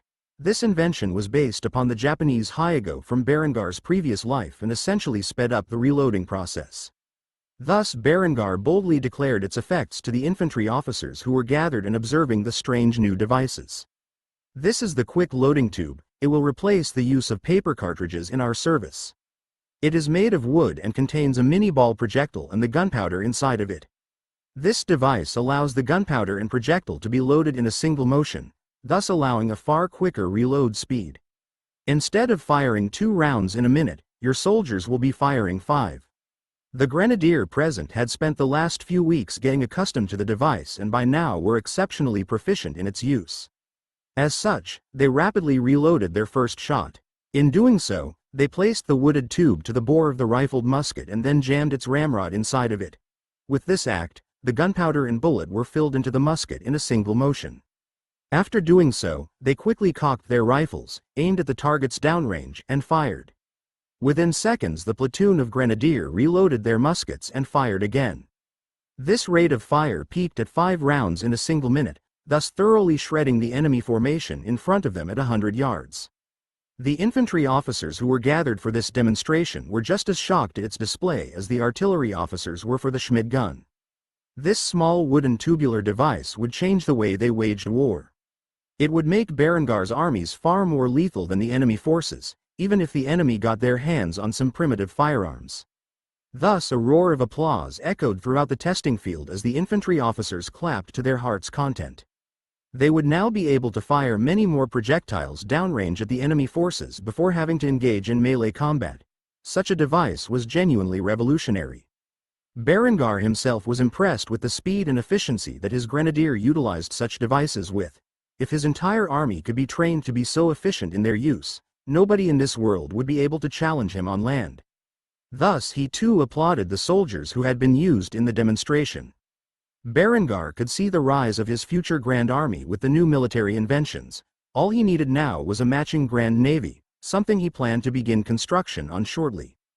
For now, in the following months, his troops would be adequately trained in the use of the quick loading tubes, which would become referred to as tubes in the future for simplicity. Berengar's grand ambitions were slowly but surely starting to become a reality, and thus he looked upon the new military innovations with pride. He truly believed the weapons his army currently wielded would establish his dynasty's dominance for years to come, something he greatly anticipated. Chapter 2:11 Designing the Lind-class ship of the line. For the last 3 days and nights Berengar had been locked away in his study. So much so that the only thing he had to consume was tea. Considering he could not easily get his hands on coffee, he was left with tea to stimulate his mind and keep him from falling asleep. Yet, now after all his hard work, it had finally paid off. Sitting before him on his desk was a comprehensive schematic for a large first-rate ship of the line. It was a massive beast that had a total of 3 decks and could house a total of 130 cannons on it. Each cannon would be a new class of naval artillery, and that would be the 32-pounds cannon. The ship itself was basically a carbon copy of the USS Pennsylvania with some small changes to it, due to a lack of the material known as sisal that only grew in the New World. Berengar had to improvise and replace the sails and ropes with hemp. As for the shell of the ship itself, it was covered in a thin sheet of zinc. Not as an armored layer, but to protect the ship from wood-eating parasites that dwelled within the ocean. The reason for this was simple: it would save on maintenance costs, and ensure the longevity of the vessels that were built. How Berengar knew of these designs? Well, that could be explained by his brief visit to the U.S. Naval Academy in his previous life. He was visiting a friend during vacation, well more like an acquaintance. Berengar did not have many friends in his previous life, but he had plenty of acquaintances. This acquaintance had grown up on the same street as Berengar, or Julian as he was known then. Eventually, they both joined the military. Julian had joined the army, and this acquaintance, whose name was Derek, had joined the navy. During one summer break, Julian was invited out to the Naval Academy by Derek to spend some time with him. His stay only lasted a week, but during this time he spent it almost exclusively in the library studying the history of shipbuilding in the vast archives. What started out as a friendly invitation quickly turned into a week of extensive study, as Derek decided to go partying during this time period, and Julian was not exactly the most skilled wingman. Thus, like most times, he hung out with other people. He was quickly abandoned to his own devices. Not desiring to endure the humiliation of being alone at a party, he opted to stay in the library and study for his stay at the Naval Academy. Apparently, that experience that Berengar frowned upon became a blessing in disguise because it provided him with the knowledge on how to build ships from a variety of eras. Berengar planned to draft 2 classes of ships for his future navy, the first of which was the monumental 130 guns first-rate ship of the line that he referred to as the Lind class. The reason for him naming it this was simply because Berengar was a man of culture. He decided to name his ship classes after his 2 women, and of course the first of each class would be named after them as well. The reason for making the bigger ship named after Lind instead of Adela, who was his future wife, ultimately came down to the disparity in bust size between the 2 girls. Even if Adela's family were fairly busty, he somehow had a nagging suspicion that Adela would have a B-cup-sized chest at best, that when compared to Linda's D-cup-sized breasts, the answer was obvious as to which ship should be named after which girl. Eventually, Berengar heard a knock on the door after admiring his blueprints, and he quickly answered with a casual phrase. "It is open." With that said, Lind walked into the room, and noticed that Berengar's usual charming appearance looked exhausted. He had deep bags under his eyes that showed he had been awake for some time. Though she knew he was working on something important and was currently undergoing a bout of inspiration, and thus she did not intervene in his 72-hour marathon of drafting blueprints. The young beauty quickly approached the desk where Berengar was seated, gazing passionately at the schematics with a large smile on his face. Thus she quickly asked about the designs as she tried to sneak a peek. "What is this? Lind-class ship of the line? Oh, darling, you are naming a ship after me?" Lind was so happy she quickly grabbed a hold of Berengar and stuffed his face into her perfectly shaped D-cup breasts. The softness of the feeling made Berengar want to sleep, yet he still had to add the finishing touches to his project. As such, he forced himself to stay awake. He was too tired to voice his thoughts properly, thus he just nodded his head slowly and released the sound. Seeing that her man was so tired, Lind instantly began to pout before dragging him from his seat, He had been up far too long and was in no state to continue working. Though Berengar attempted to resist, he was much too weary to do so and thus found himself quickly being dragged out of his study and towards his bedroom where Lind chastised him. "Though I am happy you named such a magnificent ship after me, I am more furious that you put your health at risk. You seriously needed to get some rest. You can finish the project later." She knew Berengar well enough to know what he was thinking at this moment, and thus she forced him to get some sleep. As such, Lind stripped herself, and Berengar and climbed into bed with him, before resting his head on her naked lap while she sat up in the bed, against the fluffy feather pillows. Berengar fell asleep to the sensation of Linda's soft thighs, and the sigh of two mountains hovering over his head. The last thought on his mind before drifting into unconsciousness was as follows. Life is good. Berengar slept for a total of 21 hours, and when he awoke he was in the same position he had fallen asleep, and Lind was staring down at him with a warm smile. He did not know how long he had slept for and thus casually asked after yawning heavily and wiping his eyes. "How long was I out for?" Lind pondered about it for a few moments while placing one of her dainty fingers on her luscious lips before smile and responding to him. "About 21 hours? Berengar was shocked by this figure. It had been a while since he pulled such a long streak of staying awake, but he was more shocked that he woke up in the same position. As such, he asked the second question on his mind. "You stayed here the whole time?" Hearing this, Lind giggled lightly before stroking Berengar's golden hair. "No, silly. Unlike a certain someone, I don't have the luxury to sleep for 21 hours straight. I got back into bed about an hour ago."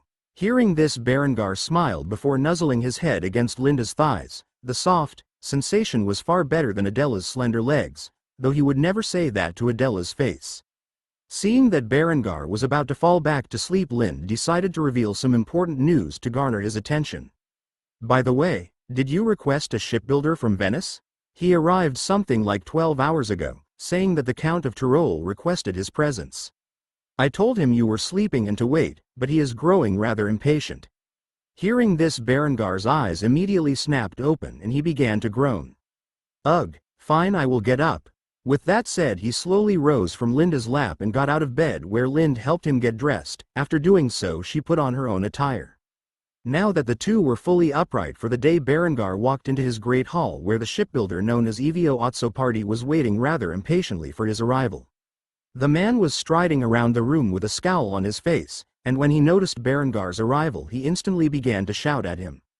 "Do you have any idea how long I have been waiting? Who do you think you are to make me, the great Evio Otsoparty, wait for so long?" Evio was not only a shipbuilder, but he was one of the best in Venice. However, he was not loyal to the city or its republic. He simply desired to build the greatest ships, and get paid a great sum to do so.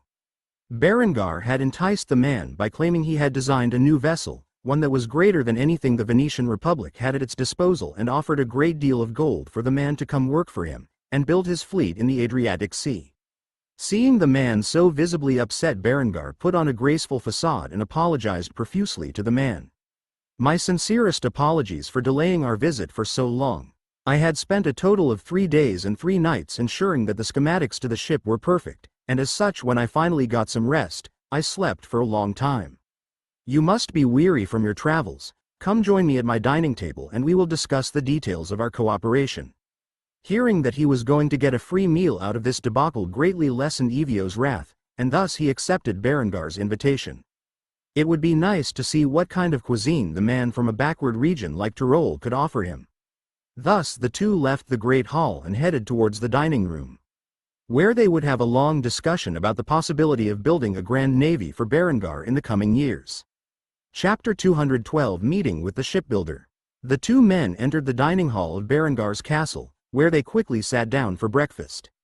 Berengar fully intended to display his county's culinary arts and thus had ordered a variety of dishes, both breakfast and dinner, to be brought to the table.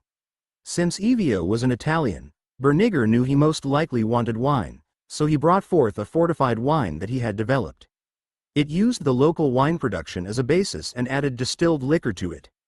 The man instantly tasted the alcohol and nearly jumped with delight.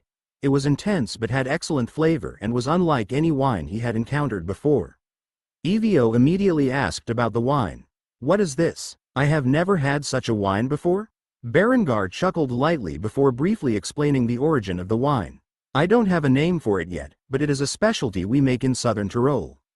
I enjoy the taste. The man instantly frowned. As a wine connoisseur, he wanted more details about its production, but Berengar was unwilling to share such secrets. Instead, he used it as further enticement to draw the man over to his side. If you work for me, you can drink as much of this as your heart desires. Evio's amber eyes flashed when he heard this, and he began to stroke his brown beard. The man was in his early 30s and had spent his life building ships, like his forefathers. He was exceptionally talented at it. However, it would take more than just good wine to convince him to work for Berengar, and thus he immediately put on a slick demeanor. Bah, it will take more than good wine to convince me to work for you. Hearing this, Berengar merely smiled, especially when he saw the first round of dishes being brought out, as he replied to the man with a smug expression on his face. I think you will soon enough realize the benefits of working for me. For now, let us enjoy the meal in front of us. On the table were a group of appetizers. Different kinds of bread, cheeses, and sausage platters were laid out for the man to partake of, in which each bite Berengar could see the light of excitement glimmer in his eyes. Despite his initial reservations, he quickly began to compliment Berengar for his hospitality. For a bunch of Germans, your people know how to cook very well. Berengar chuckled upon hearing this and accepted the man's compliment. Well, thank you. My chefs work hard every day to provide the best meals for me, my family, and my guests to dine upon. Such cuisine is slowly starting to spread across the rest of Austria. Hearing this news, Evio started to desire to work for Berengar more and more, but he quickly pressed the concern to the back of his mind. It would take more than good wine and food to convince him to work for a man. Thus he quickly brought up the matter of compensation as the next round of food was brought out. Though I admit the food and wine you have presented is of excellent quality, I am more concerned with two things that will determine whether or not I settle in Austria and work for you. Compensation, but more importantly, these so-called ships of the line you spoke about with such passion in your letters. Seeing that the man was rather impatient in discussing business, Berengar decided he might as well get it over with and began to negotiate with the man. Berengar was bold, and he needed a competent shipbuilder who could construct his navy for many years to come. As such, he let out an offer that nearly made the man's eyes jump out of his sockets. I will double what the Venetians are paying you and give you a noble title, with a sizable estate in any region of Austria that you desire. As for my ship design, once we are finished with the meal, I will gladly show you what I have been working on. The Venetians were paying the man a large sum, and Berengar knew it. His spies had infiltrated the Venetian Republic to find out about this information. However, with all of his current enterprises, and the new one he had recently established, he could afford such an expense. After all, the cost of building his navy itself was going to be an astronomical figure. He might as well pay a hefty price for a competent underling. Of course, when Ezio heard this, he nearly choked on the piece of schnitzel he was eating from. Not only would he be presented with a large sum of money, but also a noble title and an estate. This was too good of an offer to pass up. Yet, even this did not fully sway the man. Most importantly, he would have to look at the ship designs that Berengar had prepared. Thus he quickly finished his meal, to the point where Berengar still had half a plate left. Nevertheless, seeing how impatient they were to see his ship designs, Berengar sighed before standing up and wiping his mouth with his napkin. After doing so, he began to convey his thoughts to Evio. If you would follow me, I would be more than happy to show you the design I have come up with for the first and largest class of ships I intend to build. Hearing the term largest got the man's hopes up. If it were anything bigger than the carracks he had been building, he would greatly enjoy his new work. With that, the two men left the dining room and entered Berengar's study, where he showed the blueprint to Evio. The moment the man saw such a monumental ship, he scoffed. However, before he could express his thoughts that Berengar was out of his mind, he once more looked it over and noticed that shockingly such a ship could feasibly be built. It would need a massive and dedicated shipyard and take years to construct, but it could be done. The ship was titled SMS Lind. The SMS stood for the German spelling of His Majesty's Ship. The man could not believe his eyes and stood still and in awe for several moments, going over every detail of the complex set of schematics. It was only after an hour of the intense study had passed that the man put down the blueprints and snapped his attention over to Berengar, who was staring at him with a smug grin the entire time. When do we get started? Berengar's smile increased when he heard this, and he began to inform the man of the process. It will take roughly a year to construct the shipyard I have in mind. The first of these shipyards will be built in Trieste, others will follow in Pola and Fiume. During the time it takes to build these shipyards, I will be mass-producing pre-manufactured parts so that once the shipyards are completed, we can immediately use an assembly line to construct the ships in a rapid process. Hearing this, Evio was excited. He could see that Berengar's shipyards would soon be able to produce many of these ships in quick succession if he planned to come to fruition. Despite only looking at one ship's design and overhearing Berengar's plans for the future, the man was wise enough to know that Austria would quickly become the premier maritime power in the world within a decade.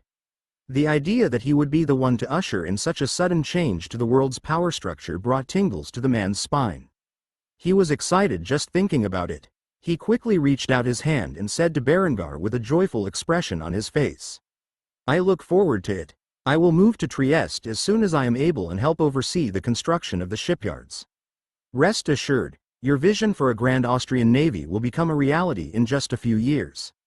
Hearing this, Berengar was filled with excitement. He had taken the first step into establishing himself as a major naval power. He could already envision the vast fleets of his future German Empire dominating the world's major trade routes and destroying any enemy foolish enough to try to block his path to world hegemony. As such, he quickly latched onto the man's hand and shook it fervently with an equally joyous smile on his face. He could tell this would be a lucrative partnership and was glad to have another capable subordinate under his area of influence. Despite making such a monumental decision on behalf of the Duchy of Austria, Conrad was left utterly unaware that Berengar intended to build a massive fleet and challenge the Venetians, Genoans, and other Mediterranean powers for maritime dominance.